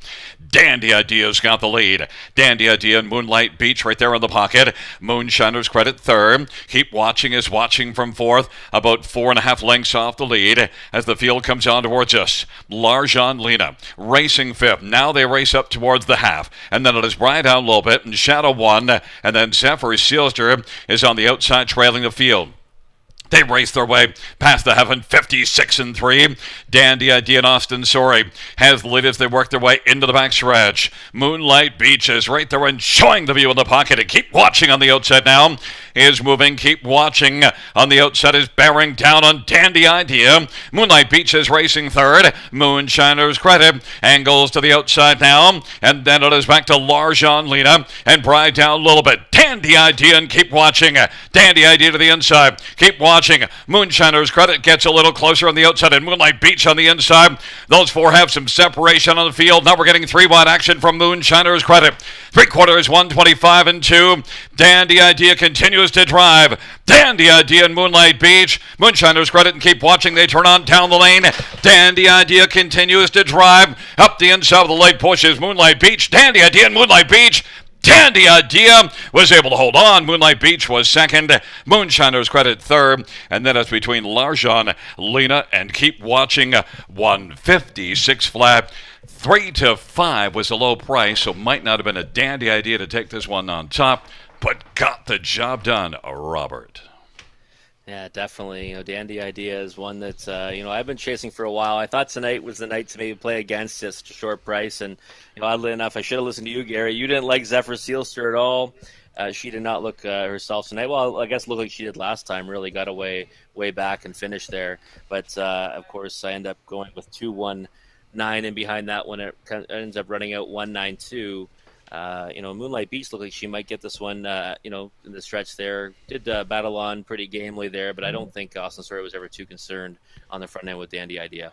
Yeah, and I mentioned three keep watching, but came first up. Had a lot of work to do against a tough one. So keep watching dropped off to be in a photo for fourth. I think it might have been Larjan Lena. We'll see how that is. But nonetheless, Dandy Idea was able to get just a little bit better half last week. The half was a little quicker, half of 55-3, and sitting in the pocket this week, 56-3 on the lead. That might have been just enough of a difference to get home and hold on to win by a head. Yeah, definitely. And she had the front end, right, too, which obviously something we haven't really seen from her. We've seen her from a closing position most of the time, and, she hasn't been able to get there now in this spot, holding them off at the wire. So maybe, adding that new dimension, she might be able to go onward and upward from here, because she's certainly been one that hits the board a lot, now hitting the board at 9 of 13 on the season. Well, your top one, Zephyr Silster, didn't race well, but your second one, Moonshiner's Credit at 8-1, raced really solidly to finish third. And Keep Watching did make the ticket, so 1-9-2-3. Back in front of us is one Dandy Idea, 4-year-old Mach 3 Bay Mare, owned by Bob McIntosh and Al McIntosh. Bob McIntosh, the trainer, Austin Sorry with the winning drive. It is the driving double on the evening for Awesome Austin.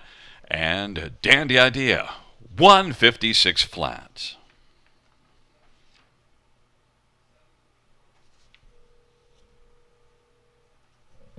Also noted is the training double for Bob McIntosh.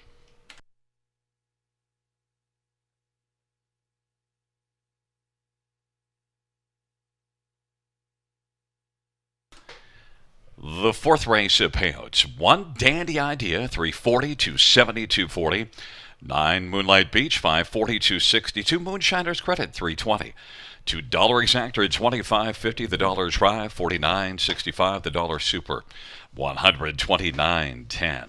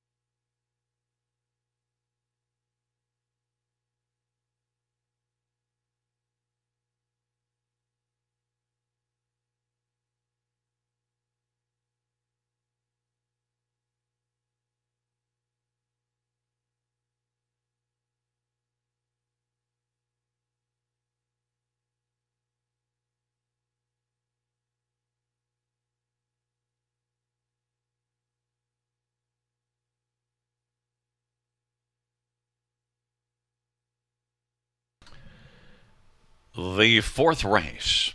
Order of finish from the top. 13486 scratch 752. That's 13486 scratch 752 on the bottom.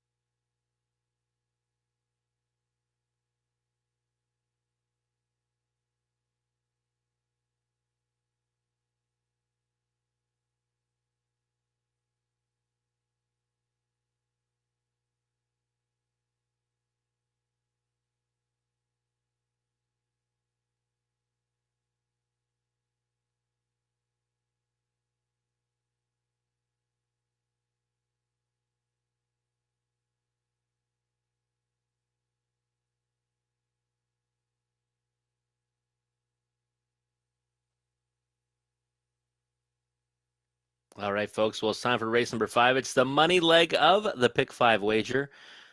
No bueno for me or Gary tonight, but hopefully you're still alive. The favorite right now is YA Muscle Mass in the Pick 5 pool, paying $57.20, which is not bad, considering we had no horse win that was worse than the second favorite so far on the card. Race number 5 is on the trot. Now winners are 2,500. Last 3 also eligible claimers for a price of $10,500. This is also the start of the Pick 3, so get your wagers in for that one. I did go to number 4, Dominum Deo, and the reason being, I thought he raced fantastic last time getting back here to Grand River Raceway. Now, granted, it wasn't a much easier class. The price tag might have been more of $15,000 in a condition claimer, but it was a much easier class in a condition claimer. Now moving into this, optional claiming 10,500 race. He did race in this class 3 starts ago, finished third in the first start for his current connections off the claim. And I just thought that it was a really nice effort last time, though, one that would warrant him doing well, even moving up to face tougher tonight.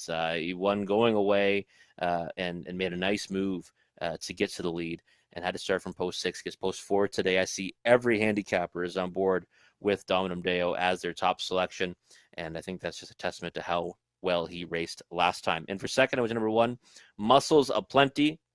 Returned to the races last time after being scratched on July 31st. So did miss a couple weeks between starts. Raced, I would say okay to finish third, beaten 6 to Wings Up, and non-winners of 2,500. This class actually non-winners of 2,500 last 3. Had post 5 on that occasion. Gets the pole position tonight, and we've seen her sport a lot of speed off the gate in the past, and I just think that, last time she might be able to build off that effort. Might see that early speed this time around with Jay Harris aboard, and, maybe she can land underneath. I think that she's certainly good enough if she's anywhere near her best. Then for third, I went to number 2, YA Muscle Mass, who right now is the co-favorite with number 4, Dominum Deo at 3-1. Now 9-2 with some money rolling in on Dominum Deo right now.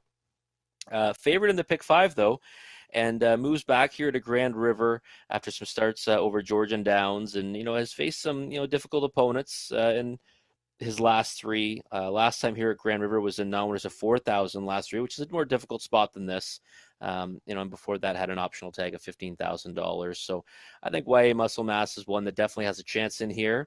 Again, heavy favorite in the pick 5. Maybe that means there'll be a lot of money coming in on this one later on, because right now he's 9-1. I do prefer, though, number 4, Dominum Day over this one, who has just dropped down to 1-5 on the board. In for fourth, I did look for a price. And number 5, You Can't Have It. This is just one that I've had my eye on for a while. Has drawn outside post, usually closes up decently at the end of the mile. Last time finished 4th, beaten 7 lengths. And this time draws a better post in post 5, 25-1 on the board. Just one that I think might be able to hit the trifecta or the superfecta ticket if you're looking to add some value underneath to spice up those payouts. It is the start of the Pick 3, race number 5, and we'll come back and talk it a little more with Gary Guy after the post break.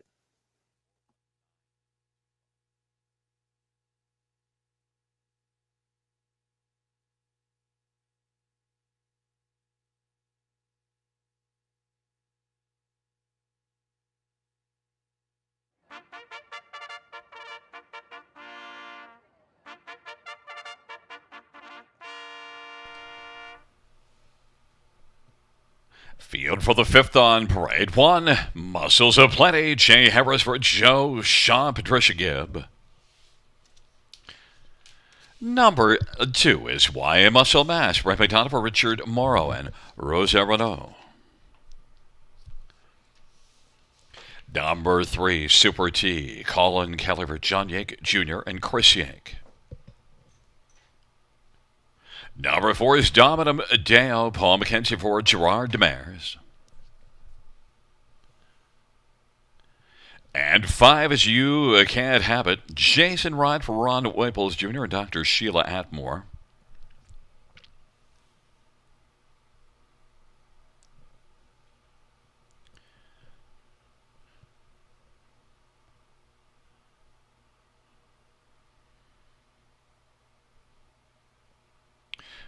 There is number 6, Carmen's Fluke, Andre Guay for Dino Fasulo. Number 7, Zurich Tim, Lauren House for Zurich Stables. 8 is Ocean View Dab, Travis Henry for Gary McDonald and Robert Smallwood and Cyril Harvey. And number 9 is Fluff Me Up, Scott Gold for Scott West. It's a field of 9, race number 5. Well, let's get a look at this field, and Rob will start off with number 4, Dominum Deo, and this one set up by Gerard Demers, and he's having a strong campaign here. We liked that last race, really strong effort, looked good. Only one win on the year, but that win is last time out right here, and is one that I think should have a pretty big chance. Don't like the price, though. Well, the price right now is definitely too short, and if you look at the pick 5 will pays, you would hope the price kind of floats up because in those he's actually a slight second choice. Number 2, YA Muscle Mass, and 3 to 5 for me, obviously on a horse that hasn't made breaks recently, but has made breaks in the past. Definitely too short, but yeah, I agree, Gary. It was a great effort last time, and better post to work from. Obviously, a bit of a tougher field. But, we've seen this one flash gate speed in the past, too, and I wouldn't be surprised to see him moving forward off the gate tonight. Number 1, Muscles of Plenty, 13 to 1 on the board. I could see Muscles of Plenty coming up with a good effort. Raced better here.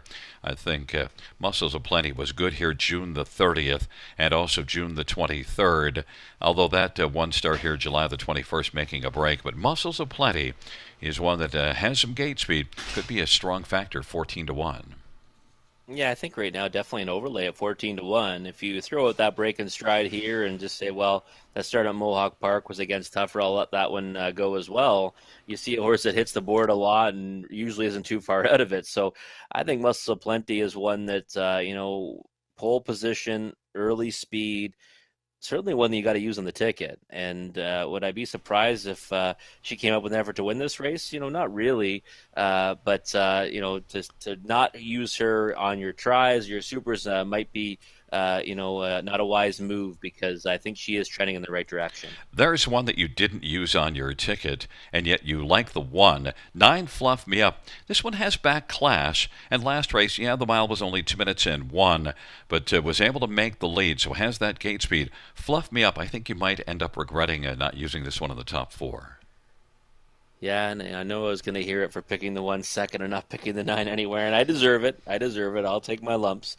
Fluff Me Up I thought was a better effort last time, and the move over to Grand River is probably going to be a positive one for this 10-year-old.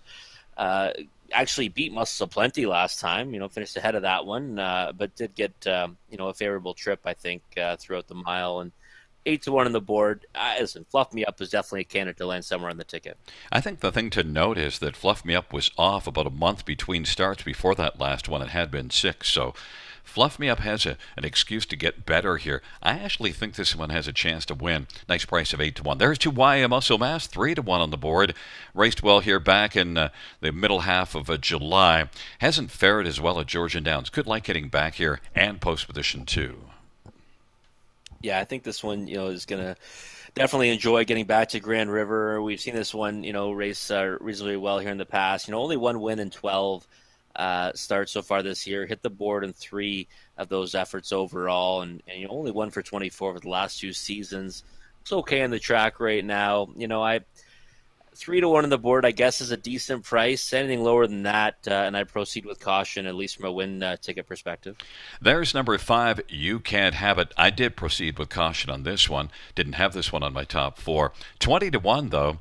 Be nice to get this one on the ticket. Got onto the top 4 last month, finishing 4th.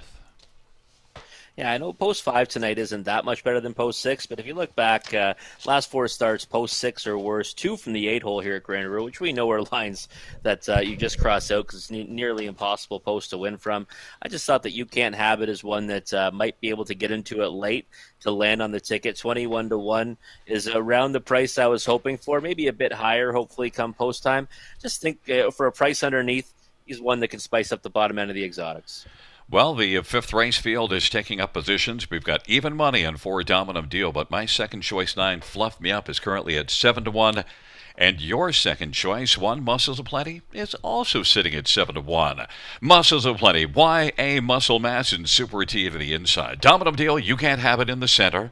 On the outside, Carmen's Fluke, Zobert Tim, and Ocean View Deb. The second tier, Fluff Me Up. It is a field of 9, the 5th race. Gathering speed approaching the start. And they're off. Muscles of Plenty, Super T. Then it is YA Muscle Mass and Dominum Deal. Fluff Me Up. Scoot through to the inside. Now Fluff Me Up is going to take over 3rd.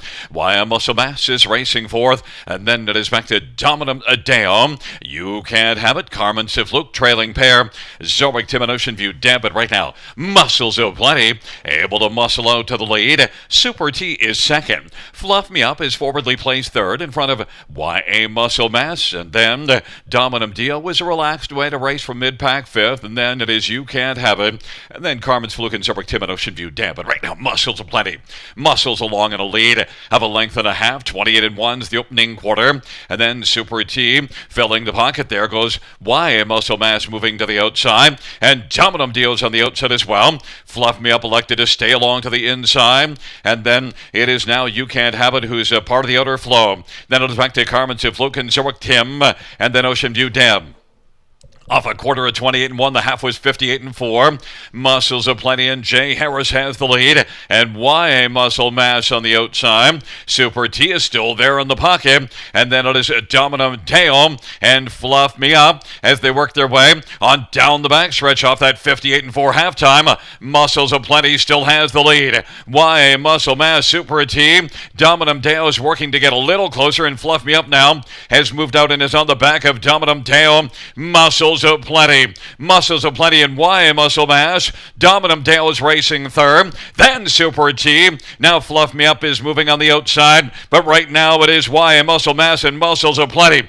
Dominum Dale is within striking distance, and then it is Super T and Fluff Me Up. They turn for home. On down the stretch drive they come. YA Muscle Mass and Muscles of Plenty. Muscles of Plenty on the inside. YA Muscle Mass. YA Muscle Mass wins it. Muscles of Plenty was 2nd, and then it was Dominum Dale and Super T, 158-3. Race number 5. It was a good stretch drive in the 5th race at Grand River, and YA Muscle Mass.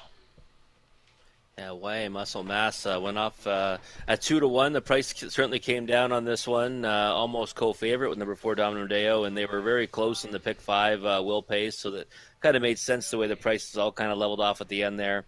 You know, nice effort to go first over and keep grinding to get the job done over Muscles of Plenty, who, you know, I thought would come up with a much better effort tonight, and she did. And she finished in the spot I thought she would, which was 2nd. Nice gritty effort from that one. Unfortunately, I didn't put the 2 YA Muscle Mass on top. I went to number 4 Dominum Deo. But in any event, even Dominum Deo didn't really race poorly, I don't think. Just didn't have it in him to run those ones down tonight. I think just that, you know, the move up in class probably was the difference. Well, you did have the correct 3, just the wrong top order. We didn't talk about 3 Super T, and actually Super T got the pocket trip, inside post position, got a trip, and stuck around for 4th. Yeah, definitely. You know, one that tripped out nicely. You know, Colin Kelly saw that 2-hole there, jumped in it, and set a really nice trip with Super T and 13-1 to finish 4th. You know, might add a little bit of value. Plus, you know, your thing, Gary, always is to split those favorites, and Muscles of Plenty did that at 6-1. Yes, two YA muscle mass 2-1, and then the 9-5. So muscles aplenty at 6-1. Very strong second choice by you. My second choice 9 fluffed me up. I had a reasonable enough trip. I just didn't have the fire that I expected and tailed off late. Coming back in front of us is number 2, YA Muscle Mass. YA Muscle Mass is a 6-year-old muscle mass brown gelding owned by Rosaire Renault. And Richard Moreau is the trainer. Brett McDonald's the winning driver. It's the second win this year, 15th lifetime. YA Muscle Mass, 158-3.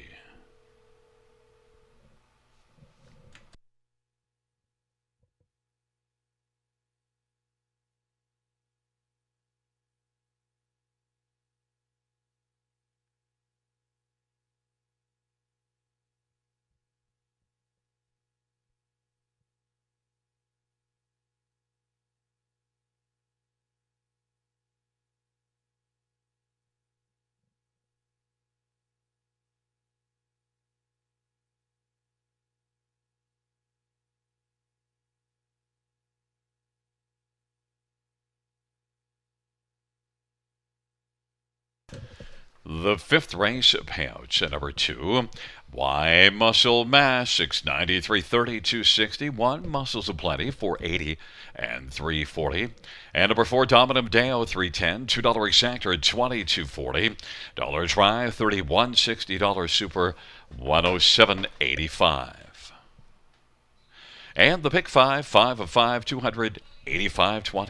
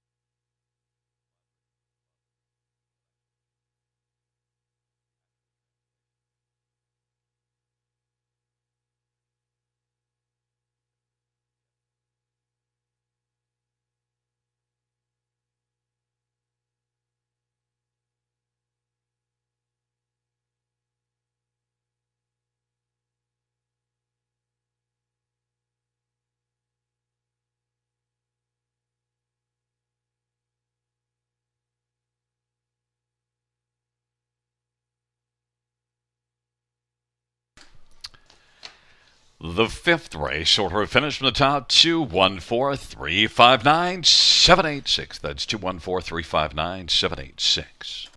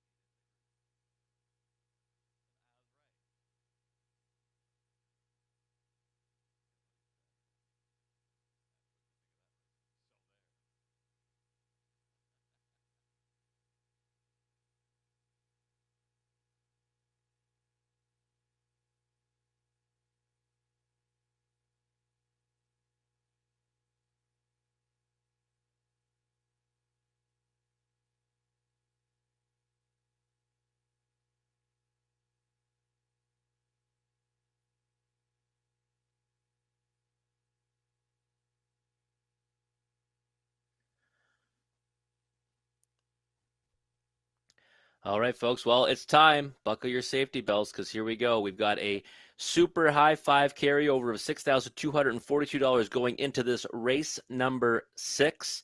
So make sure you're mapping out your winning tickets. We already have over $6,000 of new money wagered into the pool, and this race is on the pace for non-winners of $5,000, horses and geldings. And well, I like the odds board the way it's shaping up right now because I am on number 4, Brightside Melvin.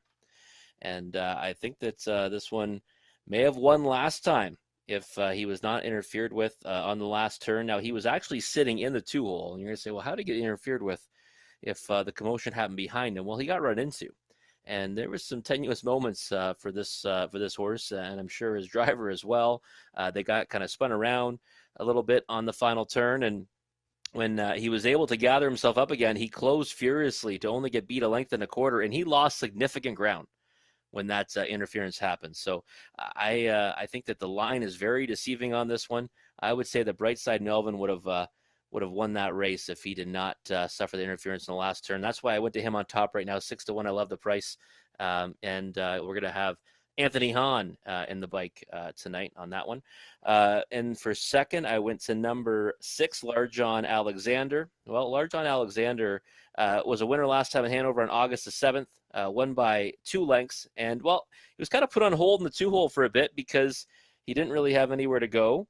Was running over top of the horse in front of him. When he did get room in the stretch, he exploded to the lead and won by 2 lengths. Love the way Large John Alexander finished his mile in that one, and think that he does merit some respect tonight, even from that post 6, now post 5 with the scratch at number 5. There's the boy. But Large John Alexander is one that, Colin Kelly is going to likely have fired up off the gate and can land underneath, if not win this one. In for third, I went to number 2, Country Boy Tough. We saw Jack Moiseyev finish first and second earlier in the card, and now he's got another one in, so got to respect the connections with the way they raced earlier. And this one does have some ability as well. We've seen some speed from this one when he draws inside, and last time, post 7 at Dresden's the one you can just toss right off the page, but has 3 second-place finishes and 6 starts this year. I just think that, more of a ticket horse for me. Even money, I'm happy to put him somewhere underneath, but I'm going to try the 4, Brightside Melvin, and number 6, Large John Alexander ahead of that one. In for fourth, number 1, Hello You. Last time, first start for Andrzej Goy, and raced really well from the 7-hole. Got a big lead early at Clinton, ended up finishing second by 3/4 of length, but was placed third. That was on August 1st. Thought the effort was a decent one and might be able to do some more damage from the inside post tonight here at Grand River. It's a far cry from post 7 at Clinton. So Hello You is one you've got to consider. Right now, 19-1. We always see the rail horse somehow land in the high 5 and in a 7-horse field here tonight.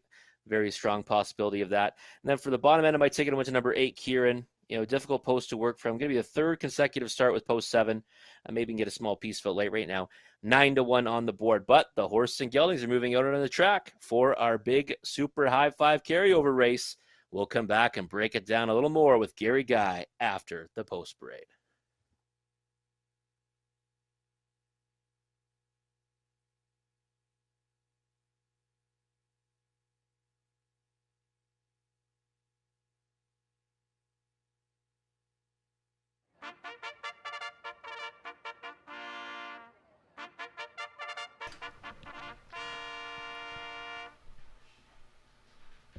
Field for the 6th on Parade 1. Hello, you. Andre Coy drives and trains for Gino Toscani. Number 2, Country Boy Tough. Natasha Day for Jackie Moe and High Stakes Incorporated. And Kevin Falconer and Emma Christoforou. And number 3 is Cherish the Moment. Sylvain Lacaille for Kelly Duval Lacaille and Peter Albrecht. For his right side, Melvin Anthony Hahn for Julie Walker and Dr. Terry Fried. 5 is scratched. Number 6, Larja Alexandra. Colin Kelly for Larry Lane. And number 7 is Hardy Mill Joe. Brett McDonough for Dr. Trevin Shive and Hardy Mill Stable. And Ken Hardy. And number 8 is Kieran. Scott Coulter for Albert Smith and Joan Henha. Well, it is a field of 7, the 6th race with the super high 5. The Pentafecta with a carryover of more than 6,200. So let's get at it and see if Robert's got the superfecta, the high, not the superfecta, the super high 5. Forget that even. The Pentafecta. They got to change the name. The Pentafecta there, Rob. It keeps it straight up. Brightside Melvin. I like your idea with Brightside Melvin and 8-1 Anthony Hahn driving. Yeah, I thought that he raced fantastic last time. I really did. And I'm shocked he's not getting more support. I think he should be. 8-1 on the board right now. I'm happy to risk it with this one. You get Anthony Hahn aboard this time around. And, last time this horse got mixed up in that interference and I think may have won that race. Finished with a real flurry of pace on the end of it. The leader might have been shut down, but I don't know. I think that Brightside Melvin probably lost 4 or 5 lengths on that interference and then made them up pretty quickly in the short stretch here at Grand River. So I'm all in on Brightside Melvin. Yeah, that's the only good race that he shows, but the 4 starts last year as a 2-year-old learning the game, and then second start, so now he makes just the 3rd start of the year. I love that, 6-1. Others to look at, how about number 6, Larjan Alexandra and Colin Kelly, and one that raced pretty darn well at Hanover last race. That 57-4, that Hanover track isn't the speed of here. Larjan Alexandra and Colin Kelly could be a strong factor. Yeah, I think so too. My second choice in here, and I watched that replay a few times, and each time, I'll be honest, I was more impressed by it because he was in the pocket a long way and kind of climbing over top of the one in front of him. When Colin showed this one clearance, he actually opened up on his own, really just well within himself, and I think Colin just gave him a couple taps before the wire just to kind of make sure he finished off his mile strong, and he did. So 57-4 over Hanover should match up pretty well over here against this group. Post 5 now with the scratch inside of him. I think Larjan Alexander can get a big piece of this, maybe even win it. Number 2, Country Boy Tough. Natasha Day and Jackie Moe, well, they've already got the job done once on the evening. And Country Boy Tough, I think this is one that's going to win sooner rather than later. It might be right here. That last race, post 7 at Dresden, I think you just take your pen and you just slide right through there. Although you do see a nice 27-3 second panel. But before that, some solid efforts, including one of them here. The other 2, Sarnia and Clinton. 3 consecutive runner-up finishes. It might be time to win. 8-5. Yeah, it might be for sure. And I expected this one to take a lot of money, and that's why I decided to go elsewhere. And I see, those runner-up finishes, and, I think, yeah, it might be the night where Country Boy Tough, gets the job done, but maybe also one that just doesn't get the job done and has a case of seconditis or something like that. So I did put this horse in the third spot. Definitely respect his chances, no question about it. But I prefer the other two. I definitely want number one, Hello You, somewhere on my ticket with this Pentafecta. Inside post position, left well last start. That was the first start off a long layoff. Hadn't raced since last September. Has had only 2 kicks at the can. Hello You, nice little 19-1 on a horse that's probably going to be forwardly placed and then stick around for somewhere on the ticket. You have this one fourth? That's where I have Hello You spotted. Might even sneak up a little higher. Yeah, I wouldn't be surprised to see this one land on the ticket, and I'm with you. Maybe even higher than that fourth spot. Pole position last time, it was a nice effort from the 7 hole of Clinton, and listen, it's a spot that we see hit the ticket here so often, not just the high five, but in the tries as well. So, hello, you at 23-1. That's a big number on a horse that's showing a lot of gate speed recently from an outside post and now gets that all-important pole position. Number 8, Kieran's one that'll be interesting to watch because if you look at this one has a win and a second, and both of those came from leaving from post position 1 and being right up in the battle, and is one that shows some gate speed. Had post 7 here July the 30th and got away second. Now tailed off the late going. Kieran might leave, but hard to know. 9-1. Yeah, I'm not sure how the trip's going to work out for this one. I do know that I think Kieran's one that can land somewhere underneath. Has dealt with outside posts in his last two. Has found the winner's circle this season, which cannot be said for any other ones in the race except for Large on Alexander. So I think Kieran can land somewhere underneath. Well, right now, Larjan Alexander is the 3-2 betting favorite. Rob's Talk one, number 4, Brightside Melvin. And Anthony Hahn is sitting at 9-2. I'm on number 2, Country Boy Tough and Natasha Day. We'll see how this 6th race, the Pentafecta with the big carryover, will unfold. Hello You on the inside. Country Boy Tough in the center. Cherish the moment. Brightside Melvin. Larjan Alexander to the outside. Hardy Mel, Joe, and Kieran. It is a field of 7. 6th race on a fabulous Friday night at the river. Here they come. Field for the 6th race is at the start of the rough. Country Boy Tough. Hello You on the inside. Kieran's going to gun from the outside. And then it is Cherish the Moment. Brightside Melvin. Then Hardy Mill Joe. Larjan Alexander is back trailing the field. Hello You has the lead as they race on down the backstretch. Country Boy Tough is second. Cherish the Moment is racing third. Then Kieran is racing in mid-pack fourth in front of Brightside Melvin. Then Hardy Mill Joe. Larjan Alexandra. Hello You at 15-1 has the lead. The advantage right now is 2.5 lengths. Country Boy Tough is second. Cherish the Moment is racing third. And then Kieran is fourth. And they race their way on off the turn as they roll on towards us. In the opening quarter was 28-4, and Hello You leads the charge towards us. Then second, Country Boy Tough and Cherish the Moment is racing third. Here comes Brightside Melvin now on the move on the outside. Then Kieran, Hardy Mill Joe, Larjan Alexandra is back there trailing the field and getting some urging and is struggling from a trailing spot. They race their way into the backstretch of a 58-3 halftime. Hello You leads it. Country Boy Tough. Brightside Melvin is now shining on the outside and is closing pretty rapidly. And then Cherish the Moment. Hardy Mill Joe and Kieran Larjan Alexandra. Hello You at 15-1 on the outside. Brightside Melvin now is on even terms with Hello You. And now it is right now Brightside Melvin on the outside, leading by 3/4 of a length. Brightside Melvin wants to say goodbye to Hello You. Hardy Mill Joe on the outside now has taken over second. Hello You on the inside. And then Country Boy Tough, they turn for home. Brightside Melvin as they come on down the lane. Brightside Melvin and Anthony Hahn is just sitting chilly in the bike and has got this one. Then 3 across the track for second. Country Boy Tough with Hardy Mill Joe and Hello You. About a mile of 157-1. Brightside Melvin. And Rob, you were very bright in your selection here on the 6th race and had the winner, which now wound up at 4-1. A pretty decent price.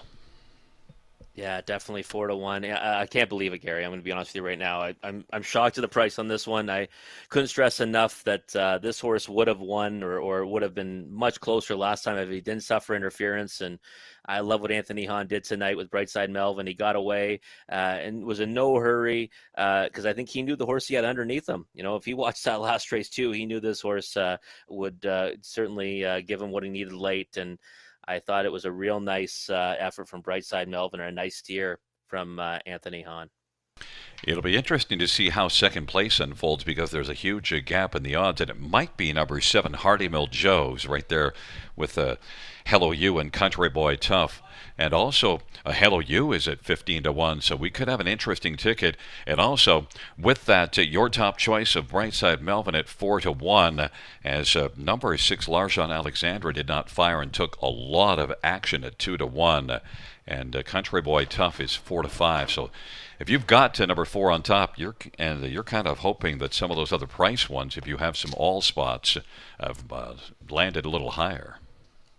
Yeah, definitely. Nice price in behind. Hello You was one I thought could definitely get the ticket at 15 to 1. And I didn't really see Hardy Mill Joe. Wish that I did, because I know he's definitely somewhere on this ticket at a big price. And, Brightside Melvin took late action too, right? He took money late down to 4 to 1. He was 7, 8 to 1 before that. But again, I really think that this was a nice price for a fabulous Friday on number 4, Brightside Melvin. I suspect that you chased him down a little bit, as you were quite emphatic that on that last race, and you were correct. Number 4, Brightside Melvin, a 3-year-old Maracas Bay Colt, owned by Dr. Terry Fried.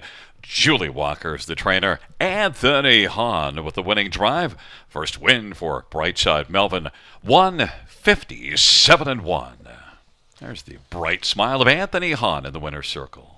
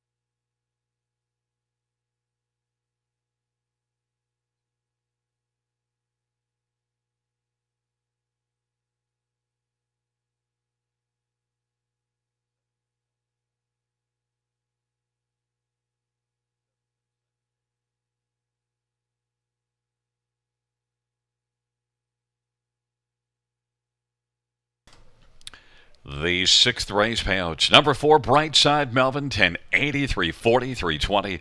2, Country Boy Tough, 270, 260. And 7, Hardy Mill Joe, 420. $2 exactor, $20. Dollar try, 72.25. Dollar win for 89.50. And the Pentafecta, numbers 42716, 780, 45.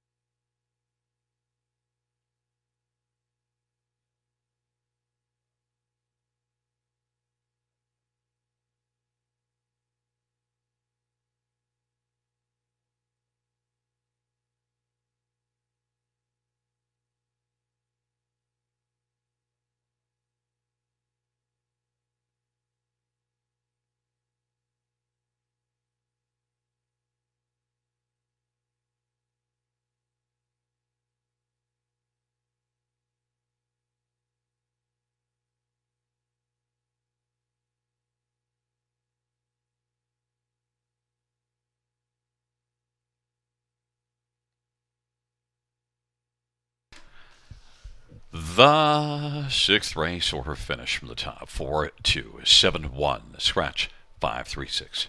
4271, scratch 536.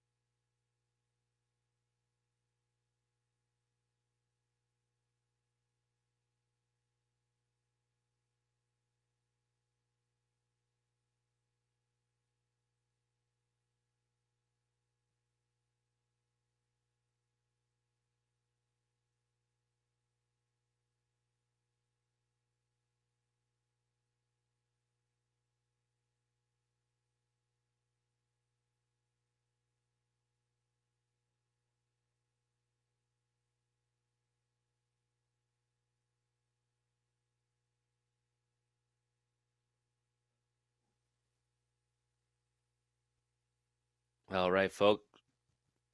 All right, folks. Well, you just saw some beautiful shots of the Allura sky there, brought to you by our incredible broadcast team here at Grand River Raceway and our director, Christine, who always does such a fantastic job here.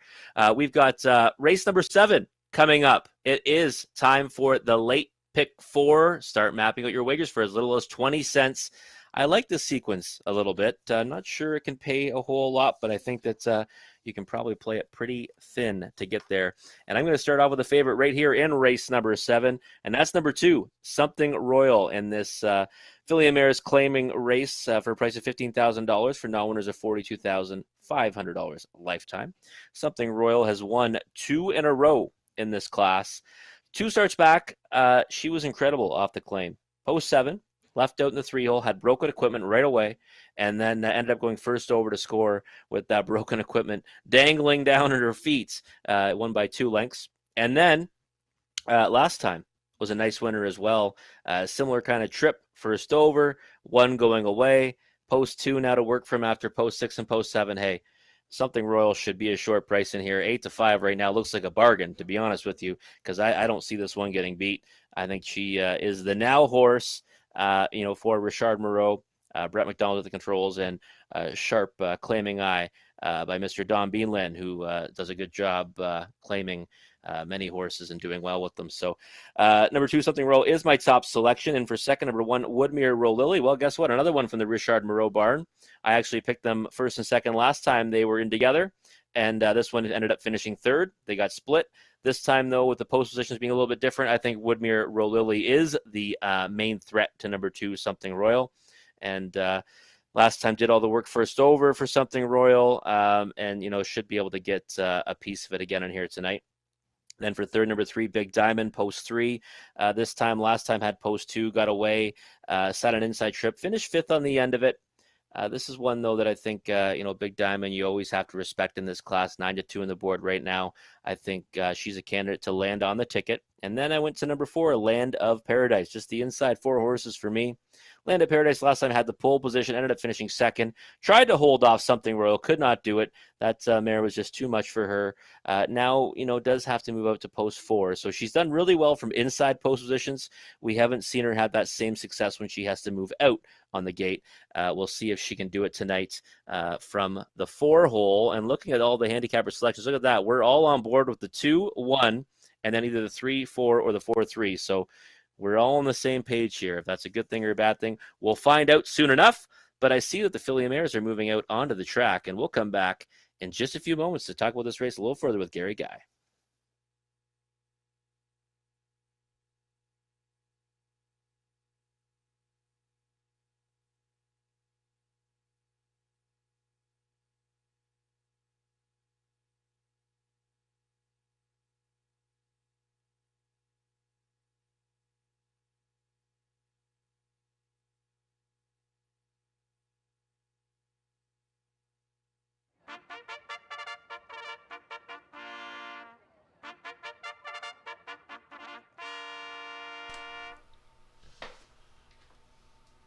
Field for the 7th on parade. 1, Woodmere Row, Lily Austin. Sorry for Richard Marlin, Nora Beausoleil. Number 2, Something Royal, Brepiana for Richard Marlin, Don Beanland, and Cheryl Morrow. And 3 is Big Diamond, Anthony Hunt for Isabel Darvo. Number 4 is Land of Paradise, Travis Henry for Scott McNiven and Thomas Broadhurst, and Bradley McNiven and Shirley Griffin. And 5 is Transcendence, Jason Ryan for Gary Kingshot. Number 6, Can't Stop the Feeling. It is Scott Culver, Braden Ribling. Number 7, Fast and Relentless. Colin Kelly drives for Alan Fair. And the parade is Frells and Lace, Tyler Jones for Courtney Robson and Natalie Sakam. Field of 8, race number 7. Let's get a look at this field, and I think it's safe to say, Rob, both of us expected Something Royal to be the favorite. The one thing that I'm curious to see what happens here, Something Royal raced both those last 2 races, winning efforts from off the pace. Now leaves at a post position 2. Do you expect Something Royal to leave? And if not, is there enough pace to run at, or will Something Royal fire a bit? I think she might be able to get away well just by the fact leaving from post 2. Not sure she has a lot of speed off the gate per se, but I don't know if it's going to matter, Gary. I think if she gets away anywhere within striking range, she can do it first over. We've seen her do it second over, and I just think those 2 efforts were so strong, and she gets to come right back again against the same group pretty much. A couple of new faces, but I'm not sure if they're going to really pose much of a threat. Kind of shocked at 9-5 right now. Thought she'd be a much bigger favorite than this. She did leave a bit 2 races ago, 27-4 from post 7. And last race, that's impressive because they really didn't go all that much to the half and still was able to win by a length and a quarter. So you might be right that Something Royal will just make it work out. You get Brett McDonald, who's been driving very well, and drives for Richard Morrow.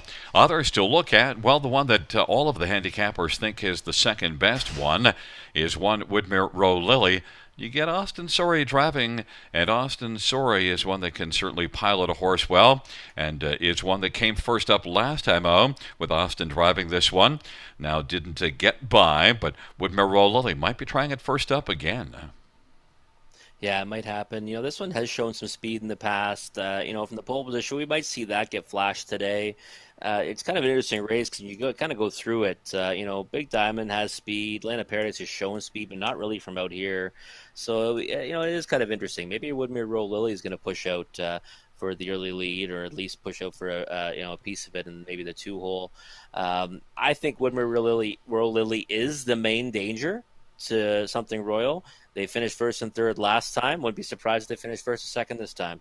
You know what might really change things up? Number 7, Fast and Relentless, hasn't raced all that well from off the pace, can really fly early.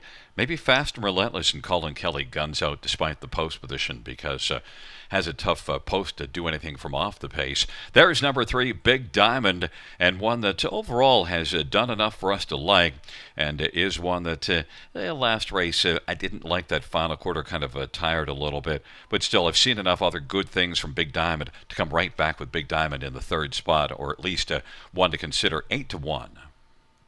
Yeah, 8-1 I think is a good price on Big Diamond right now.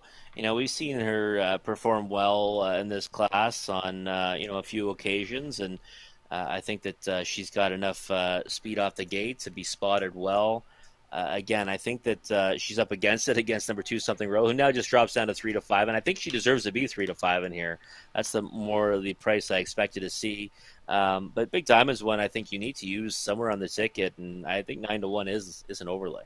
There's for Land of Paradise and Travis Henry. He's going to have to make up his mind because Land of Paradise is one that can fire, and even though there might be some inside speed inside of him, and maybe even the 7 firing, I'm not sure about that, but Land of Paradise is one that lands better when she gets out and rolling, and is on the board at 9-1. Yeah, definitely better when she gets out and rolling. My only concern with this one, and I put this one in for 4th, is that she really flashes that speed when she's got an inside post. Pushes out from the rail, pushed out from the rail, and then from the 3 hole she gets away 3rd. So she kind of gets away where her post is. So I wouldn't be surprised to see her get away 4th tonight or somewhere like that.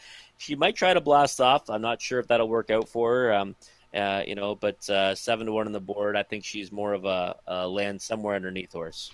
One more to quickly touch on. 5 Transcendence raced well here 2 races ago in 55 to finish 3rd to Something Royal. It didn't fare as well from post 7 last race, but Transcendence at 13-1 might sneak on to the top 4. Yeah, it might be one that can sneak on the top 4. I've seen some of Gary Kingshot's horses have been racing, a little bit better and improving. So Transcendence might be one that could sneak on to the bottom end of the ticket. Right now, 12-1. The field for the 7th taking up positions to Something Royal is 4-5. It's Woodmere Rolletti, Something Royal, Big Diamond to the inside of the center, Land of Paradise, and Transcendence to the outside. Can't Stop the Feeling, Fast and Relentless, and Frills and Lace. It is a field of 8. It is race number 7. Here they come.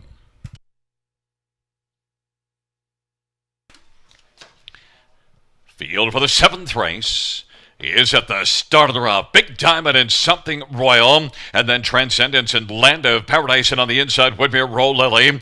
And now Woodmere Roll Lily from the inside is going to press on through.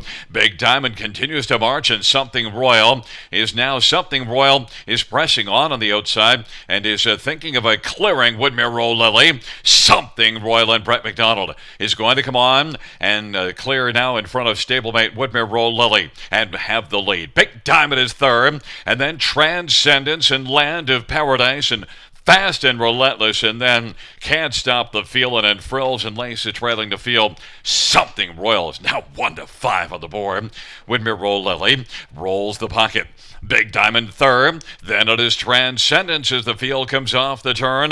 And now to the outside. It's going to be Land of Paradise moving on the outside as they race off the turn. And now flushing out from 3rd. There goes Big Diamond, giving Land of Paradise a 2nd over 4th. Then 5th is Transcendence. Fast and Relentless is part of the outer flow, as is Frills and Lace. And on the inside, Can't Stop the Feeling into the backstretch off a 58-1 halftime. A 30-3 second panel breather. It is Something Royal and Brett McDonald, who's relaxed in the bike on a lead of about a length. And on the outside, Big Diamond, and then Woodmere Roll Lily as they race on down the backstretch, and Land of Paradise is racing 4th, and then Transcendence to the inside. Fast and Relentless and Can't Stop the Feeling and Frills and Lace, but Something Royal and Brett McDonald is still sitting in the easy chair as they race their way to the top of the stretch. But right there, Woodmere Roll Lily has been rolling with a trip, 3/4, 126 and 4. It is Something Royal, Woodmere Roll Lily to settle things down the lane, but it looks like it might be settled already. Something Royal cruises to the finish with no urging to take it by a length and a half. And then it was Woodmere Roll Lily. Transcend in third. Fourth is between Land of Paradise and Can't Stop the Feeling. 150 of 5 and 1. Something Royal went off to board of 1 to 5, and I don't think at any moment did Brett McDonald think that, yeah, I got anything to worry about here. Yeah, no, she's been much the best in here. I mean, she deserves that respect at that price, and that was what I was expecting. 1 to 5, 2 to 5, 3 to 5 would have been generous. 1, 2 in a row coming into this, and saw a different dimension tonight, and the Moreau horses having post 1 and 2 kind of control the race because I said that I thought Woodmere Roll Lily would blast out from the rail. Did so did Something Royal, and then Woodmere Roll Lily and Austin Story obviously happy to take a 2-hole trip to the big favorite, and I felt strongly about this being a Moreau exacta. That's the way it kind of played out. But the one you mentioned last, Gary, Transcendence.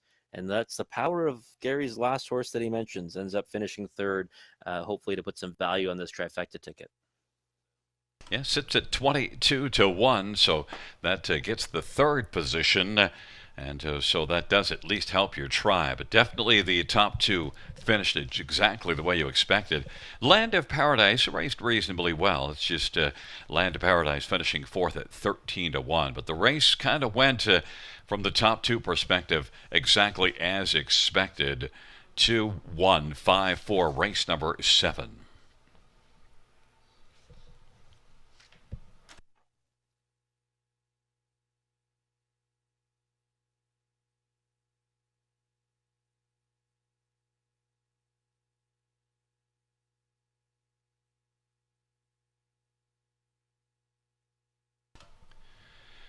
Coming back in front of us is the 7th race winner.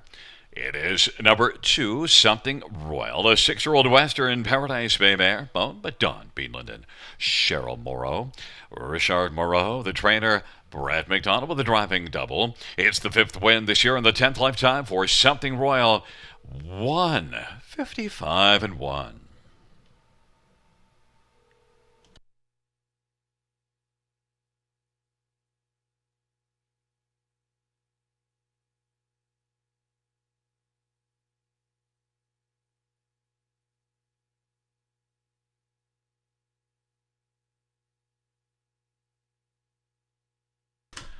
The 7th race payouts to Something Royal, 270, 220, and 231. Woodmere Roll Lily, 420, 355. Transcendence, 1010.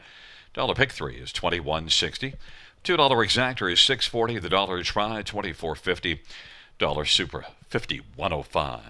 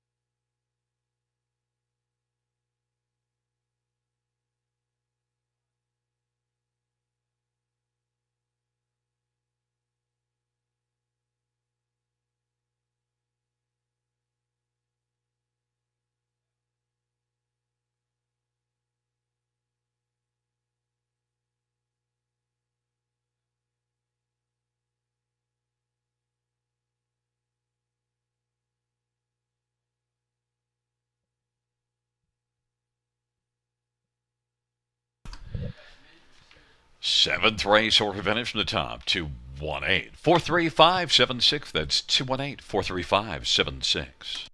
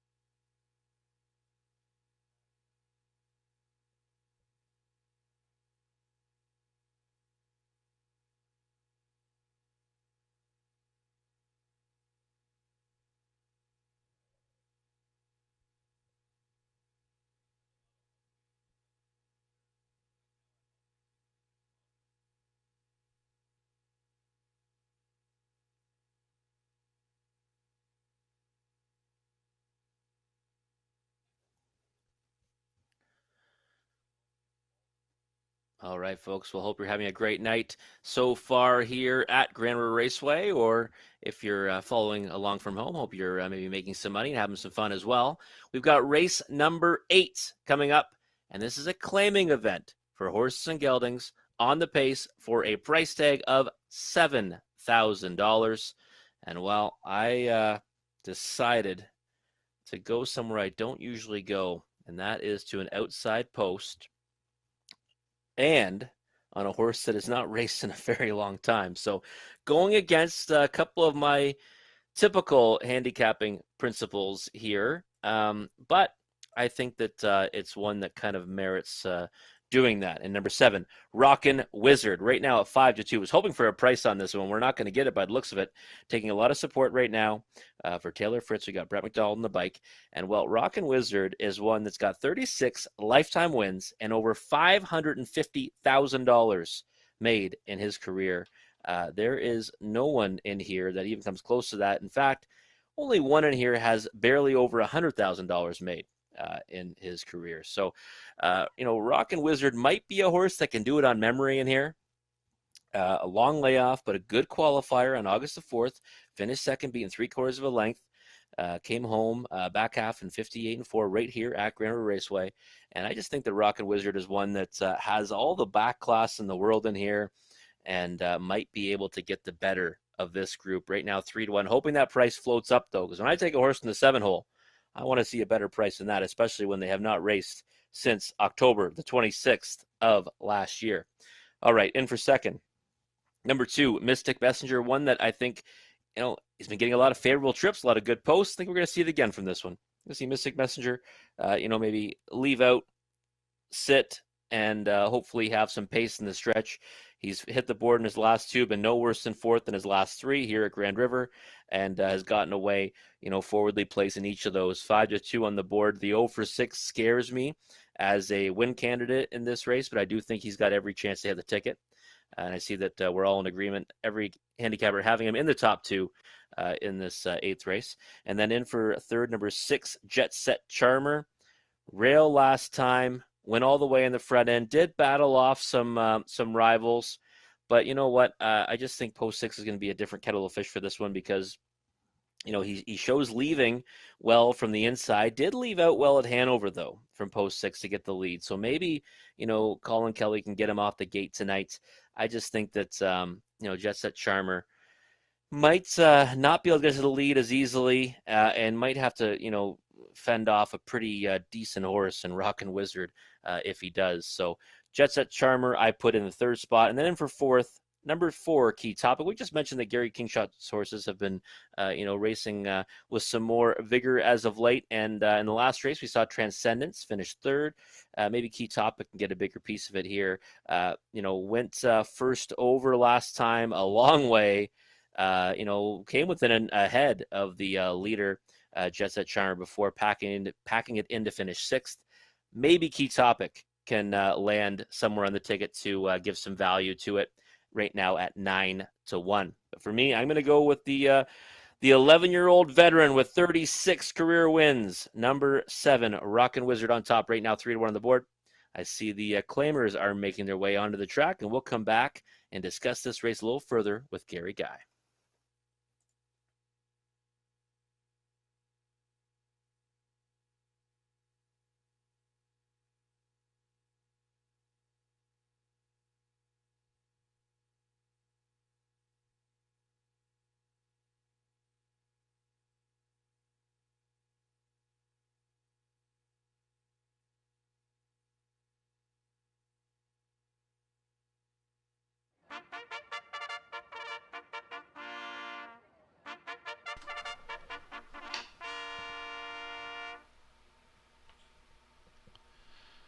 Field for the 8th on parade. 1 Bad Boy Sproxy. Anthony Hahn drives for John Braid.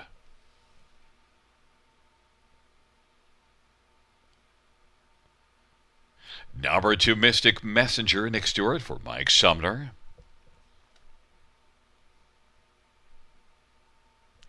Number 3 Max 3 Scott Ray for Jay Conklin and Max Stable. 4 is Key Topic, Pat Houdon for Gary Kingshot for Sandra Watson. Number 5 Durham Town Austin Sorry for Don Graham. Number 6 Jet Set Charmer Colin Kelly for Vern Cochran.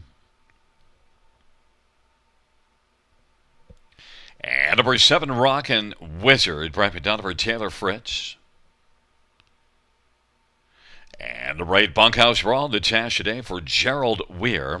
Field of 8 for race number 8. And, well, let's get a look at this field. And we're going to start right away with Rob's top pick in here. 5-2 on the board. Right now is the second choice to Mystic Messenger at 5-2. Well, now as a co-favorite at 5-2. Took some money early. Rockin' Wizard, Rob, the one thing that I was a little concerned with veteran horses, an 11-year-old, I usually like to let them have a start before I'm willing to jump aboard when they've been off a long while. But Rockin' Wizard's back half that qualifier suggests maybe he's ready. And you mentioned he's got enough back class that maybe he doesn't have to be on top of his game. Yeah, I think so. Rockin' Wizard is one.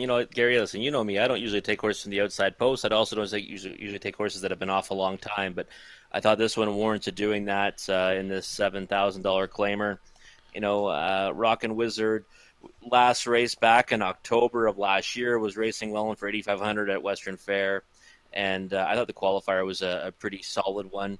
Nice back half.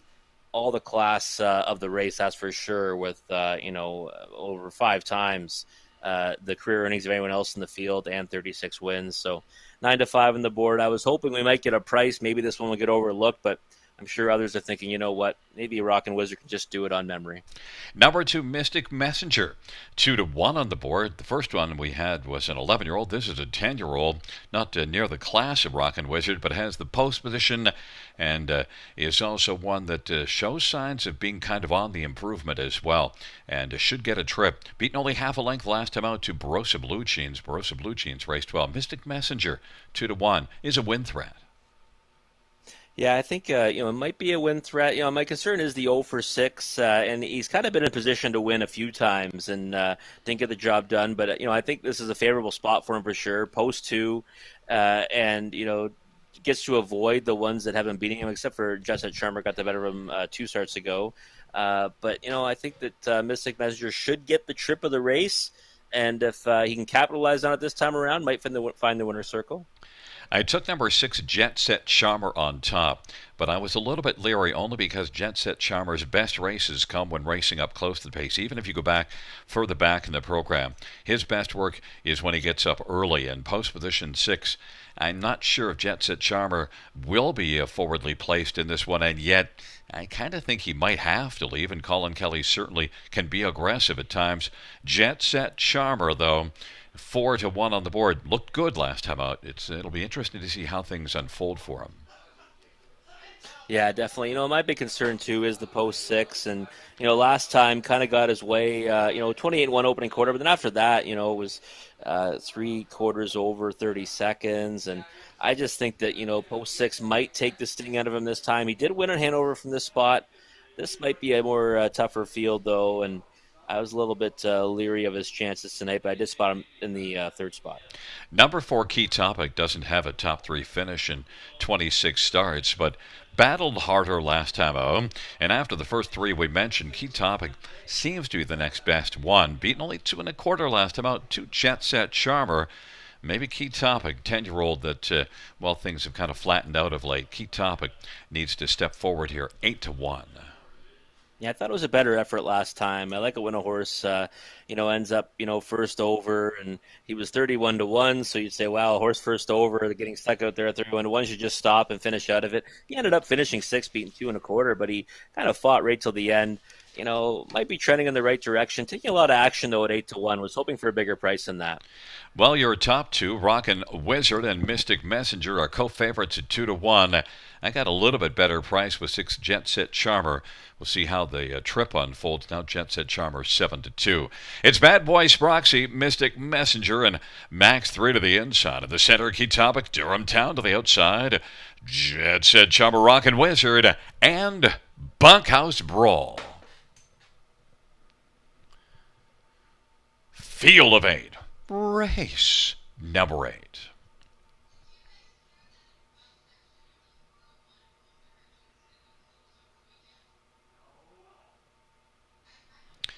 Field for the 8th race. In behind the gate, gathering speed, nearing the start. There at the start of the round, Jet Set Charmer from the outside. Mystic Messenger. Durham Town gets out well. Key Topic. And then along to the pylons is now Max 3. And then it is Bad Boy Sproxy. Rockin' Wizard is second from last in the early going. And Bunkhouse Brawl is trailing the field. Mystic Messenger has got the lead. Key Topic second. Jet Set Charmer now is able to find the pylons third as they race to the opening quarter. And then rolling forth is Durham Town in front of Max 3. Bad Boy Sproxy. Rockin' Wizard is back rocking that second from last position in front of Bunkhouse Brawl. Mystic Messenger 8-5 on the board. And Key Topic is right there keeping a watch from the pocket. Jet Set Charmer is going to flush to the outside right now as they race off the turn, and it's going to move up and challenge first over in pursuit of Mystic Messenger. On the inside, Key Topic third. Max 3 is racing second over fourth. Then it is Durham Town, Bad Boy Sproxy. Rockin' Wizard is still on the inside, second from last, and Bunkhouse Brawl is trailing the field. Half was 57-4, 30-2. Second panel breather for Mystic Messenger. Key Topic. Jet Set Charmer is just inching forward, but still has 2 lengths to come and might have flattened out. And then on the inside, Durham Town. And then it is Max 3. Rockin' Wizard is locked down to the inside. Bad Boy Sproxy. And then Bunkhouse Brawl, Mystic Messenger. Mystic Messenger, Key Topic. And then it is Jet Set Charmer. Durham Town. Max 3 on the inside. Rockin' Wizard still with nowhere to go up the inside as they race their way towards the top of the stretch off 3/4, 126-4. And it is Mystic Messenger. Here comes Key Topic off the trip. Mystic Messenger as they come on down the lane. Mystic Messenger up the inside. Durham Town to the outside. Key Topic. Mystic Messenger was able to get the win. And then it was a Key Topic and Durham Town, and it might have been a Rockin' Wizard. 157-3. Mystic Messenger was able to get the job done on the lead. The post position, Rob, seemed to be the key to this one with some of the better ones on the outside. Mystic Messenger was able to do what he needed to do. Yeah, definitely. Mystic Mester finally breaks through with a win, over six going into this race on the season, and went to the front this time. Usually a horse that sets a trip. This time, hey, went right to the engine and made I recall a winning one. And Key Topic gave a pretty nice effort there to finish second. We thought this one was an improving type, and he certainly showed that tonight in grabbing the place spot. Ended up going off at 17 to 1, so almost doubled in price. Actually, did double in price. He was 8 to 1 behind the gate, so that was a pretty nice price on number 4, Key Topic. And well, Gary, nice pick, number 7, Rockin' Wizard. Let's just say, put a big circle around that one for next time. Yeah, it looked like Brett drove this horse as if he needed a start, and it wasn't as aggressive. Now, it was the outside post position, and that was a reason why you were a little leery, and you ended up being right to be leery. Jet Set Charmer, the 6 did get the better of the 7, but I'm not crowing because Jet Set Charmer just didn't race as well because he needs to. It seems like he needs to be up close to the pace, and when he moved out on the outside first over, he didn't really enjoy that. Yeah, definitely. It wasn't really an ideal trip scenario for number 6, Jet Set Charmer. I think he's one that does need to be on the lead or near the lead, and not obviously on the outside. So one to watch for next time if you can draw inside or find a favorable spot. For me, I agree. I think Rockin' Wizard, likely, listen, he's 11 years old, probably needed the start. I was hoping he'd be ready to fire first time. Obviously that wasn't the case tonight, but if he draws inside next time, I think you can probably bet with both hands. Well, number 2, Mystic Messenger, is the winner of race number 8. Comes back in front of us at 10-year-old Cam Mystic, Brown Gelding. It is the first win on the year, 17th lifetime, trained by Mike Sumner, who's also the owner. Nick Stewart's the winning driver. It is Mystic Messenger, 157 and 3.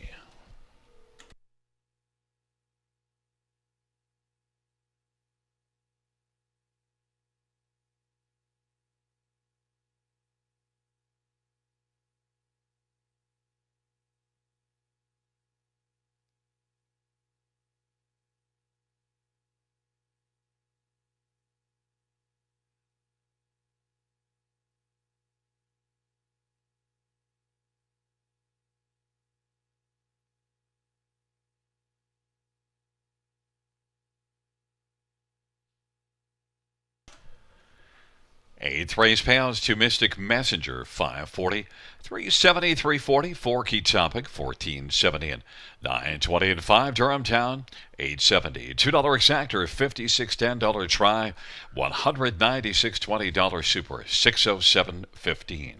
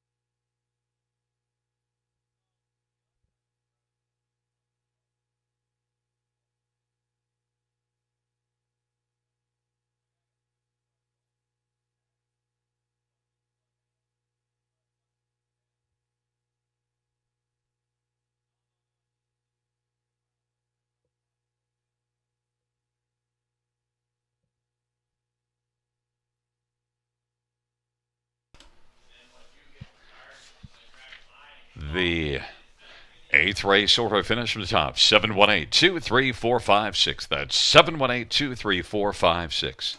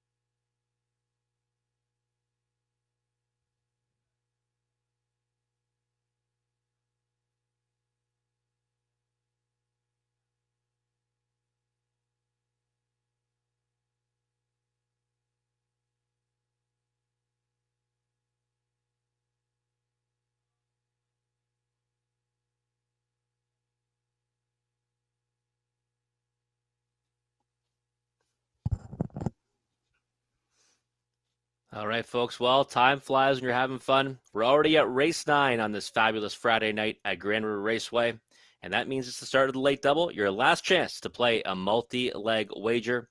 This is a pacing event for horse and geldings. Now owners of 2250 last 3. And, well, in here, I went to number 3, Viper. Thought we might get a better price on this one, but right now 6-5 on the board. Can still float up by post time. I thought the Viper raced deceptively well last time at Mohawk Park, and the bottom condition, now winners of 3,000 last 5 there on August the 7th, was this one's first start in a few weeks, and got away 7th.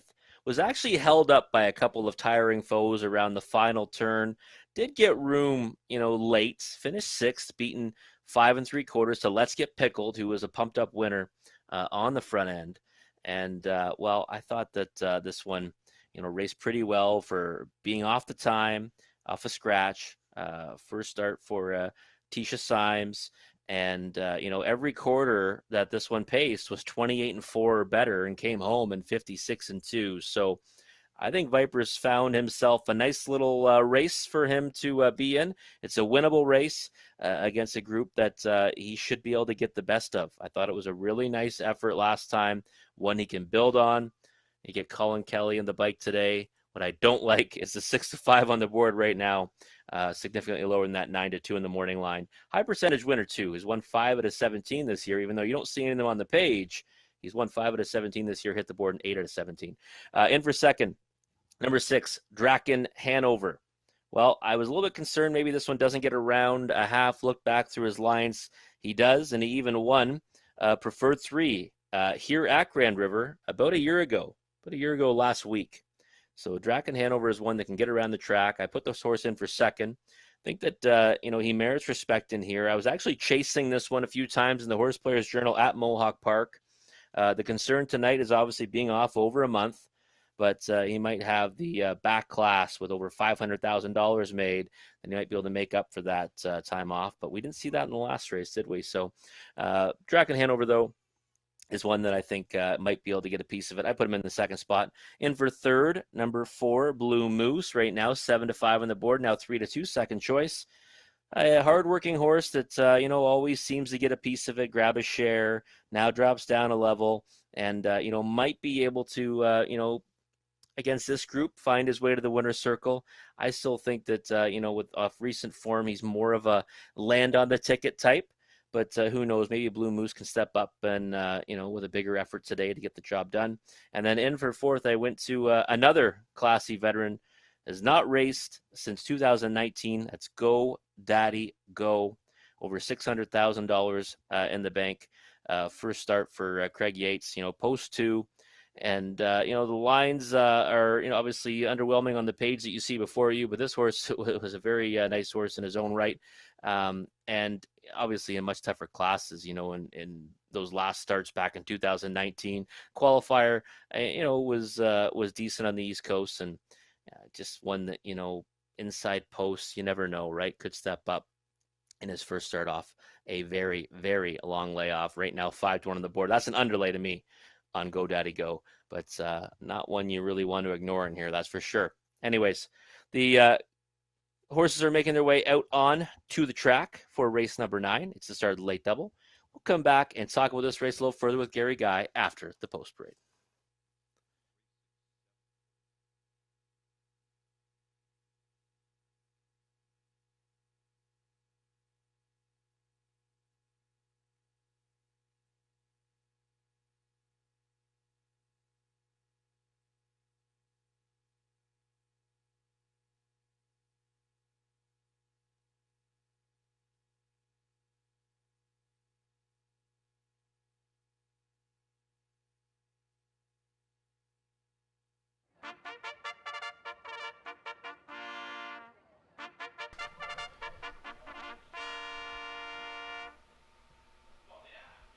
Field for the ninth on Parade 1. Come on and get some. Scott Quilter for Brenda Duncan and David Duncan.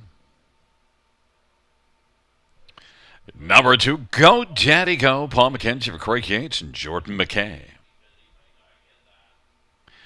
Number 3, Viper. Colin Keller for Tisha Symes and Michael Goldberg.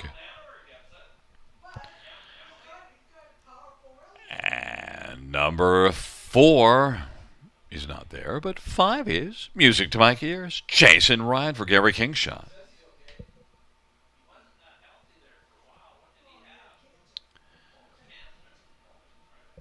Number 6 is Draken Hanover. Brent McDonough for Marcel Barrio and Ken Rankin.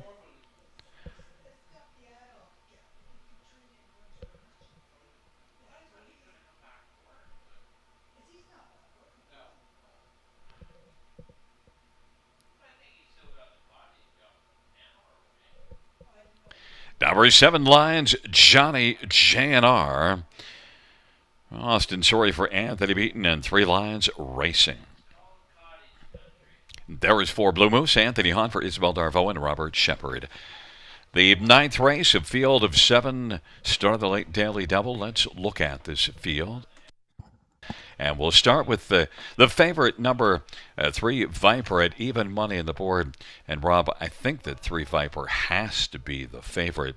Now, is one that one angle I do like is this one was off a little more than a month between starts, that last start, and yet did come home in 28 seconds, 53 2 mile. Now changes venue. It's also one that's a proven winner, 5 out of 17. One thing that might be a bit misleading, it says 150 at Dover Downs, and if you look at the front of the program, it says Dover Downs is 3/5 slower than here. That's not correct. Dover Downs is a fast strip, is it not? Yeah, I would definitely disagree with that assessment, Gary. I'm on board with that. It's not 3/5 slower than here. Dover Downs is a fast oval, but in any event, that's still a big mile, right? So, listen, I'm in agreement on Viper. I love the replay on this one. I watched it a bunch of times. When I get excited about some replays, this was one that I got real excited about. Got held up on the last turn, and but still got clearance, but still finished his mile strong, and that's nice to see for, like you said, a horse that's missed a month, and now I think has found the right group, a beatable group for Viper. Second start back, and for new connections. Number 6, Draken Hanover. Last start was July the 10th, so that's not something to like. But is one that has a lot of backlash. Well, 150 and 1 at Pompano is a fast mile. The problem is that mile was 5 years ago. Draken Hanover, though, does show some good overall speed. Draken Hanover and Brent McDonald is 5-1. Yeah, Draken Hanover is one that right now dropping down to 9-2. A little bit surprised, not taking more respect in here. Some decent efforts at Mohawk Park. Been off a month. Looks good on the track right now, though, and is one that can jump up with a real good effort. Over $500,000 made. One of a couple in the class that have, or the race tonight, that have a lot of money in back class to their credit. I would not be surprised to see Draken Hanover get a big piece of this. Number 4, Blue Moose, is one that is in cheaper, and we saw this one back here against a tougher class than this. Put up some 54 miles, and that might translate well here. Also, the post is better than those miles here against tougher. Blue Moose is maybe one that you could use somewhere on the ticket. I don't like Blue Moose to win, especially at 8-5, but I do see this one racing better and being a factor for a share. Yeah, we're in complete agreement. I think the same. Like 9-5 on the board. I can't get behind that on a win ticket for Blue Moose, but I'd be shocked if he doesn't land on the Superfecta. It's just one of those cases where, especially as of late, he's been more of a grab a share horse than he's been win a race horse. So Blue Moose, to me, hardworking horse. 26 lifetime wins. I just think that he's more likely to land on the trifecta or super in here. There's number 2, Go Daddy Go, another one that has a big career mark, 150 and 1 at Yonkers on the half mile. That's impressive. Again, a problem. That was 5 years ago, but a lot hasn't raced in a long while. And Go Daddy Go, though, is one that qualified well. The problem is that was almost 3 weeks ago, and that was in the Maritimes. But Craig Yates sending out Go Daddy Go. This one just might have some go here, 6-1. Yeah, 6-1. Taking a lot of support, really. You say 6-1 is not much support, but it's been steady, right? Hasn't really moved off that price throughout the betting, which means there's been solid money throughout. And Go Daddy Go on his best day, would be a massive favorite on here, that's for sure.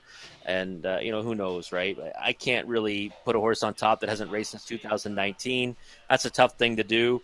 Albeit I did put a horse on top last race that hadn't raced in almost a year. It's a much different scenario, not racing in almost 2 years. So Go Daddy Go is one that might be able to jump up and surprise us here at 6-1. And there's 7, Lions Johnny JNR. Well, we mentioned 3 horses that had a 150 career mark. This one, career mark 49 and 4 at Philadelphia. And is one that was a couple of years ago. Lions Johnny JNR, though, is one that hasn't raced since July the 10th as well. So changes venue. It's been off a while. 12-1. Maybe enough of a price to use towards the bottom.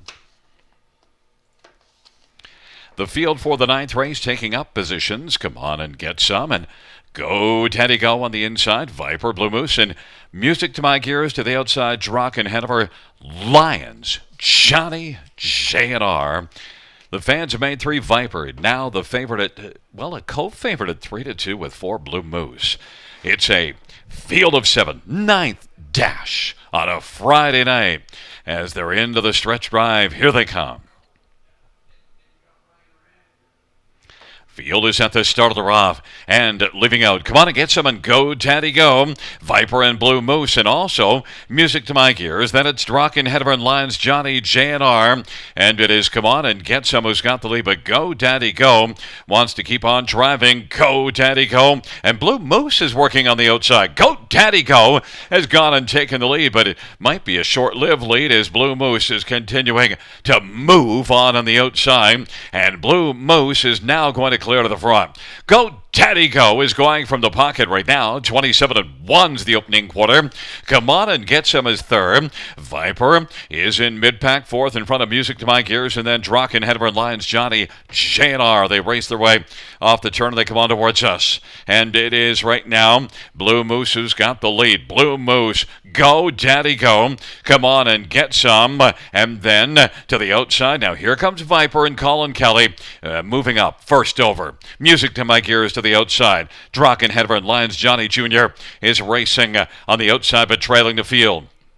They're into the backstretch off a 56-second halftime, and Blue Moose has opened a lead now of about 3.25 lengths, and Go Daddy Go is going second, but Viper on the outside is tracking closer, and Lions Johnny Jr. from the backfield is flying now. They hustle on to three-quarters, and it is Blue Moose. Lions Johnny Jr. has moved up aggressively to take over second, and then it is Viper, and then Draken ahead of her. It is Blue Moose. Lions Johnny Jr., who is well back early, isn't well back now, is right alongside Blue Moose.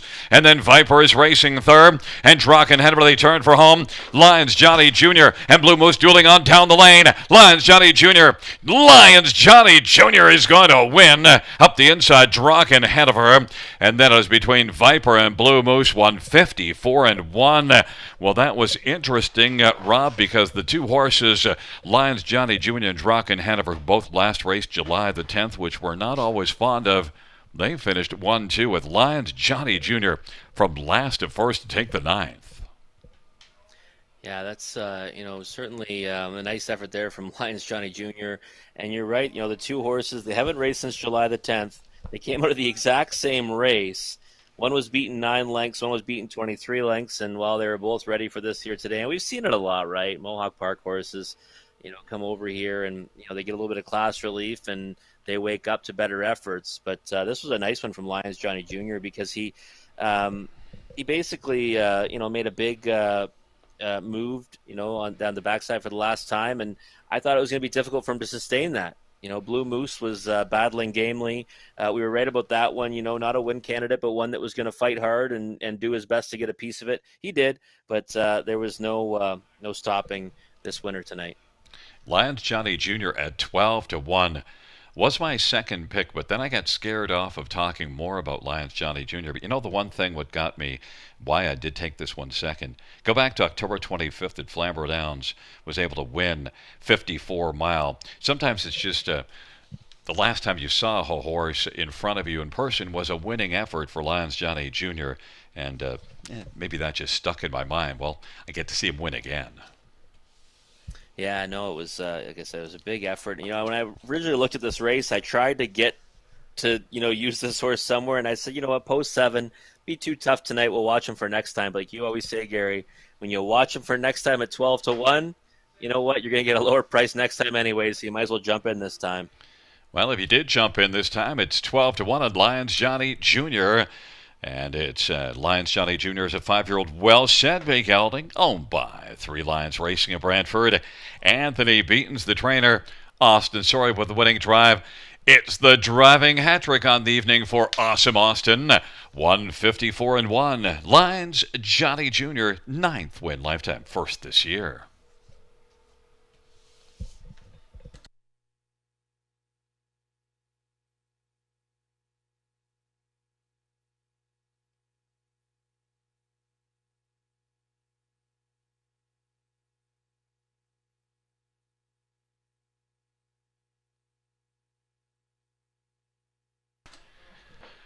Ninth race payout. 7 Lions Johnny Jr. 27.70. 924.76.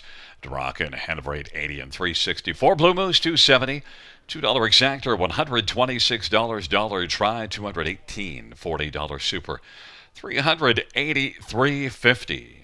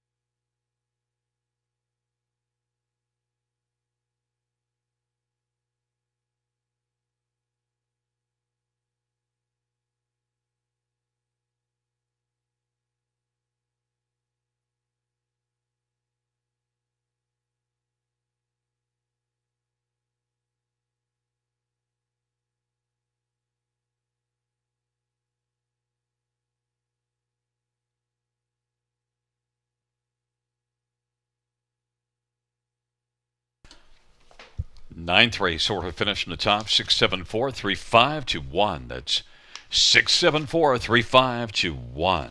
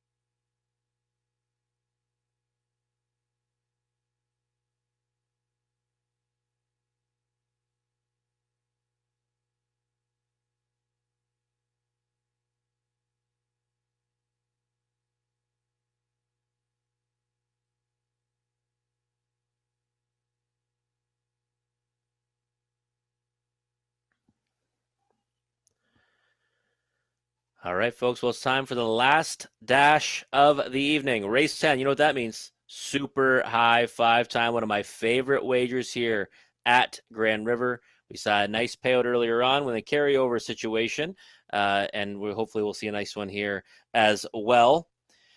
We've got Horse and Geldings, now winners of 15,000 a lifetime, and I went to number 3, Seize Control.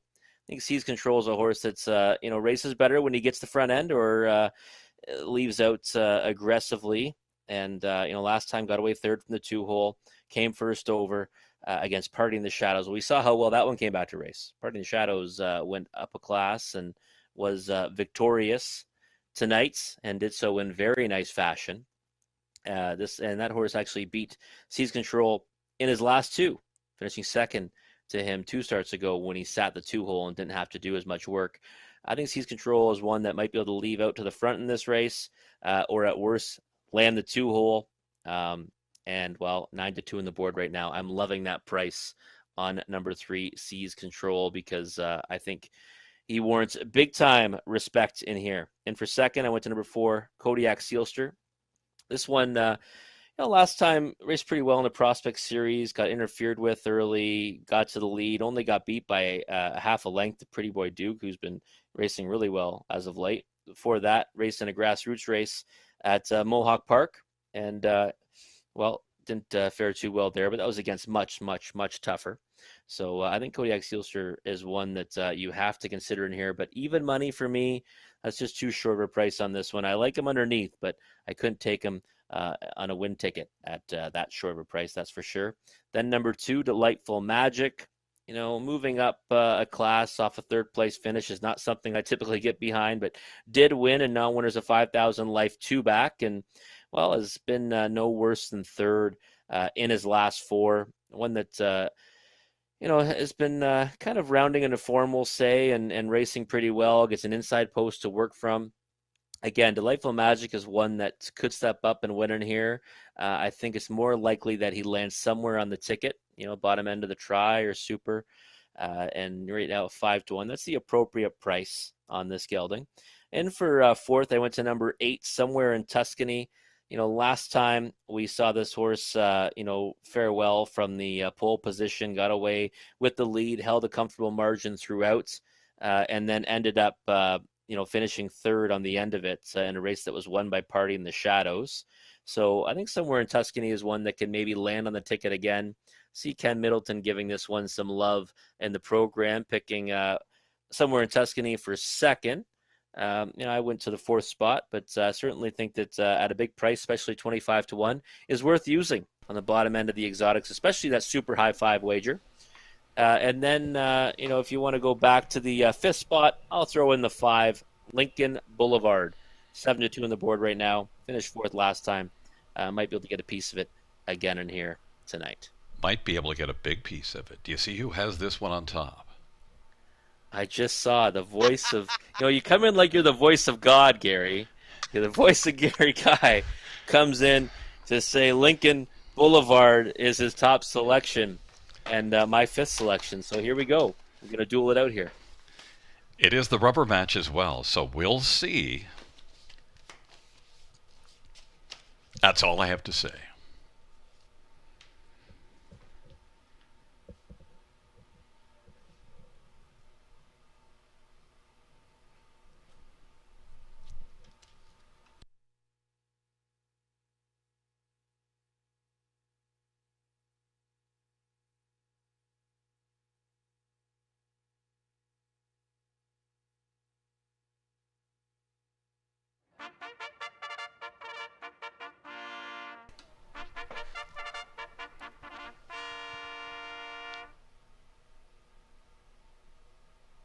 Field for the 10th race on Parade 1.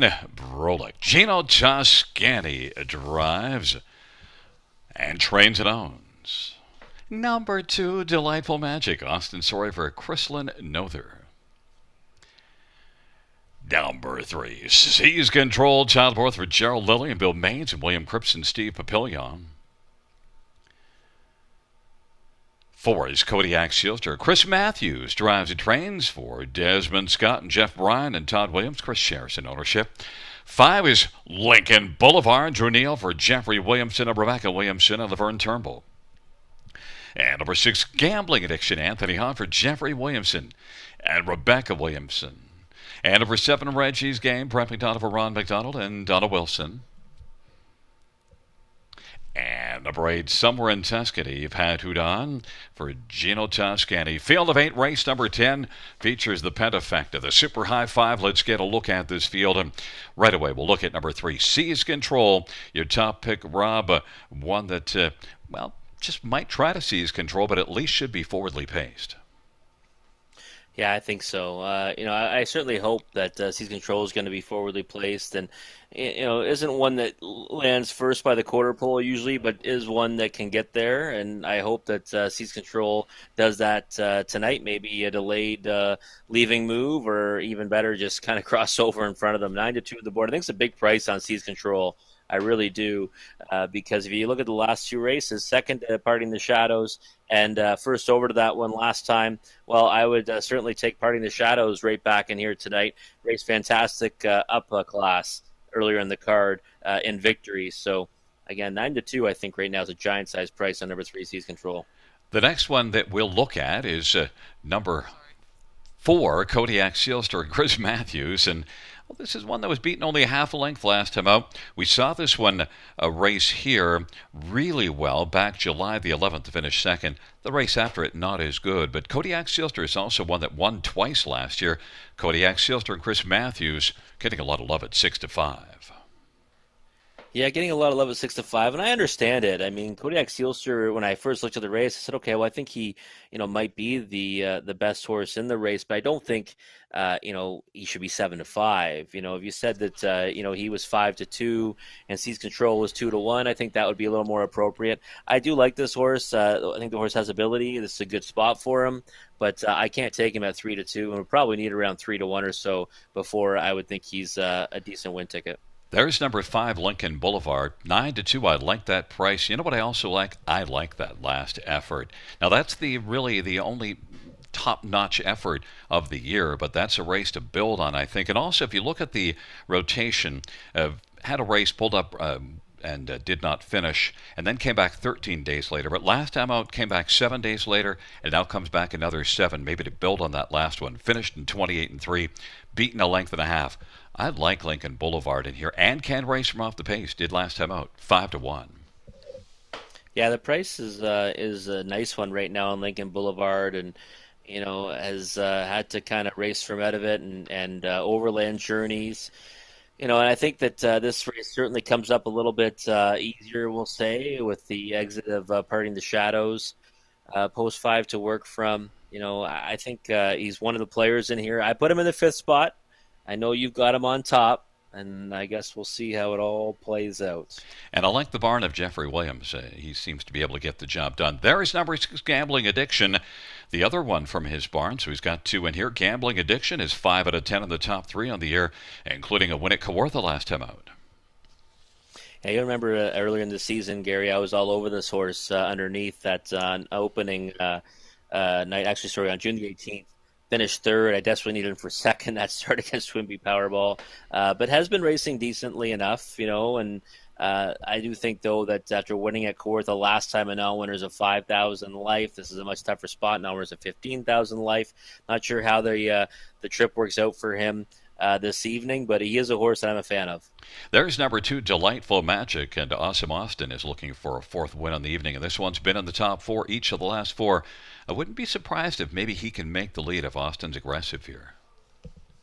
Yeah, he's one that I think is showing speed in the past and has a nice post to work from. Best post he's had in his last 3 starts. He had the pole position 4 starts ago, raced well from that. So, 3-1 on the board right now. I'd be looking for more like 4 or 5-1. Not to be too picky on this one, but I think Delightful Magic is one that has a chance. I prefer him on the ticket, though. Well, your top 2 picks are both getting a lot of action. Your Seize Control at 2-1, and then Kodiak Sealster at 3-1.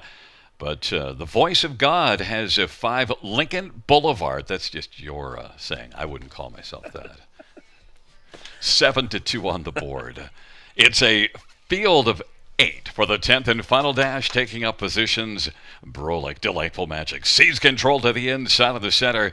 Kodiak, Sealster, and Lincoln Boulevard to the outside. Gambling Addiction, Reggie's Game, and somewhere in Tuscany. Field of 8, 10th and final dash. Giddy up. Here they come. Field for the 10th race. Gathering speed, approaching the start. They're at the start of the rough. Seize Control, Kodiak Sealster, then Gambling Addiction somewhere in Tuscany on the outside, and Brolix along to the inside, then Delightful Magic. Now Lincoln Boulevard has come away in the 5th position as Gambling Addiction is 6th, and then Reggie's Game in somewhere in Tuscany, but Kodiak Sealster wants to move up and take the lead now, and Brolick is 2nd. Seize Control is on the inside 3rd, and Delightful Magic is racing 4th, and as they race on to the opening quarter, Lincoln Boulevard is 5th, and now Seize Control, rather, as they race on the turn, Delightful Magic pops out. Delightful Magic with a burst of speed on the outside as Austin Sorey wants to come on and try to sprint up and take the lead and grab it from Kodiak Sealster. A spirited move trying to rush to the front by Delightful Magic and Austin Sorey. Then down to the inside, Kodiak Sealster. Delightful Magic now is going to clear to the front, and racing on the inside, Kodiak Sealster. Here comes Lincoln Boulevard now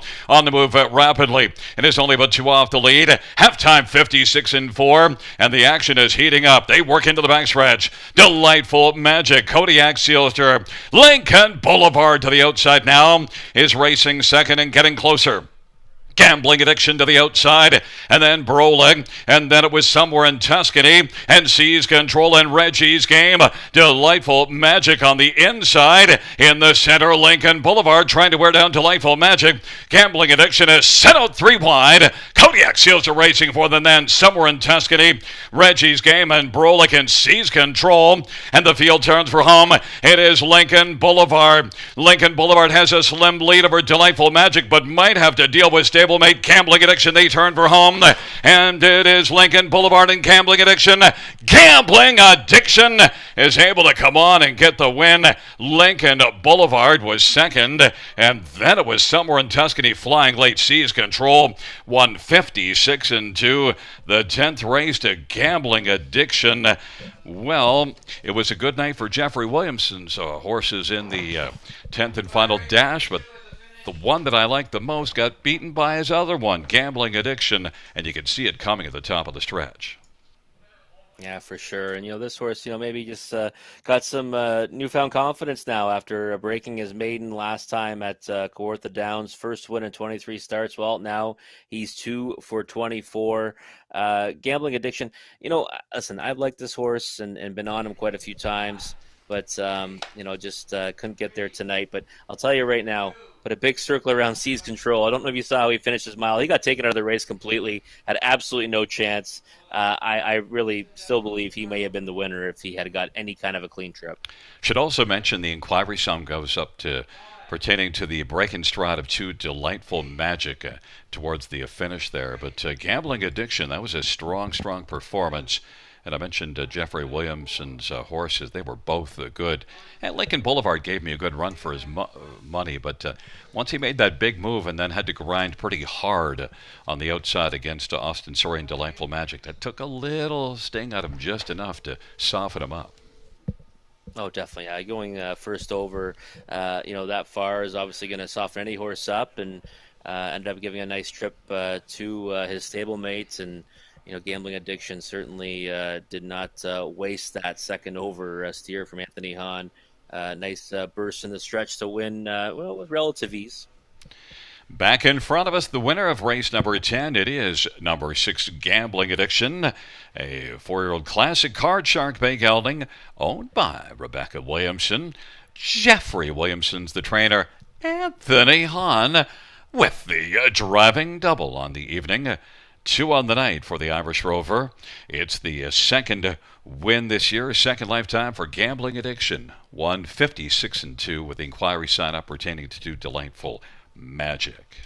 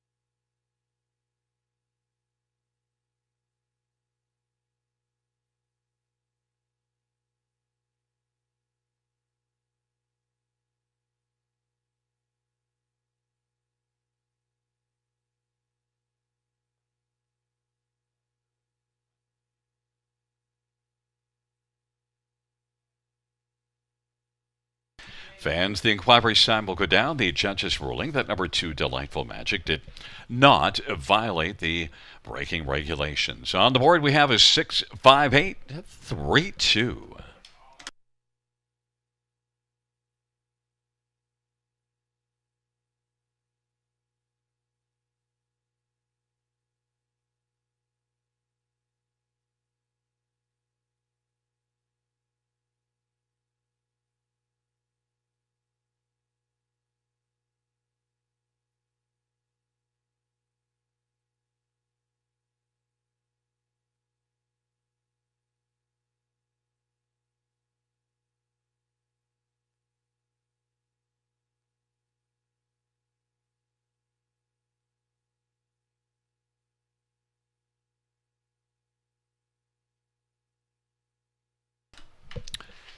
The 10th race payouts, number 6, Gambling Addiction, 24-10, 840 and 510, 5 Lincoln Boulevard, 690 and 490, and 8 somewhere in Tuscany pays $5.80. $2 exactor, 170, 780 the dollar try, 864.95. The double, 485.60. And the win for $8 ticket, 425.70, a 20-cent high five, paying $4,029.05. Ka-ching.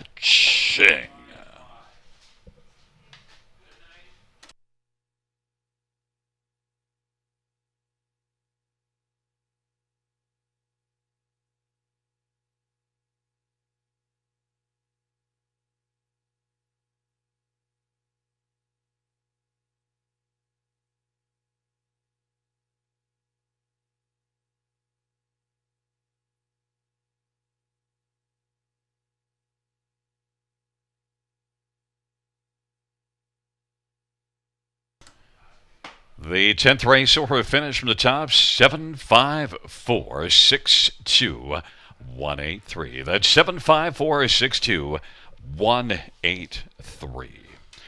Well, fans, that does conclude the live harness racing program for this Friday evening at Grand River Raceway. Note that action resumes this coming Monday, our first race on a Monday night at the river, 6:30 p.m.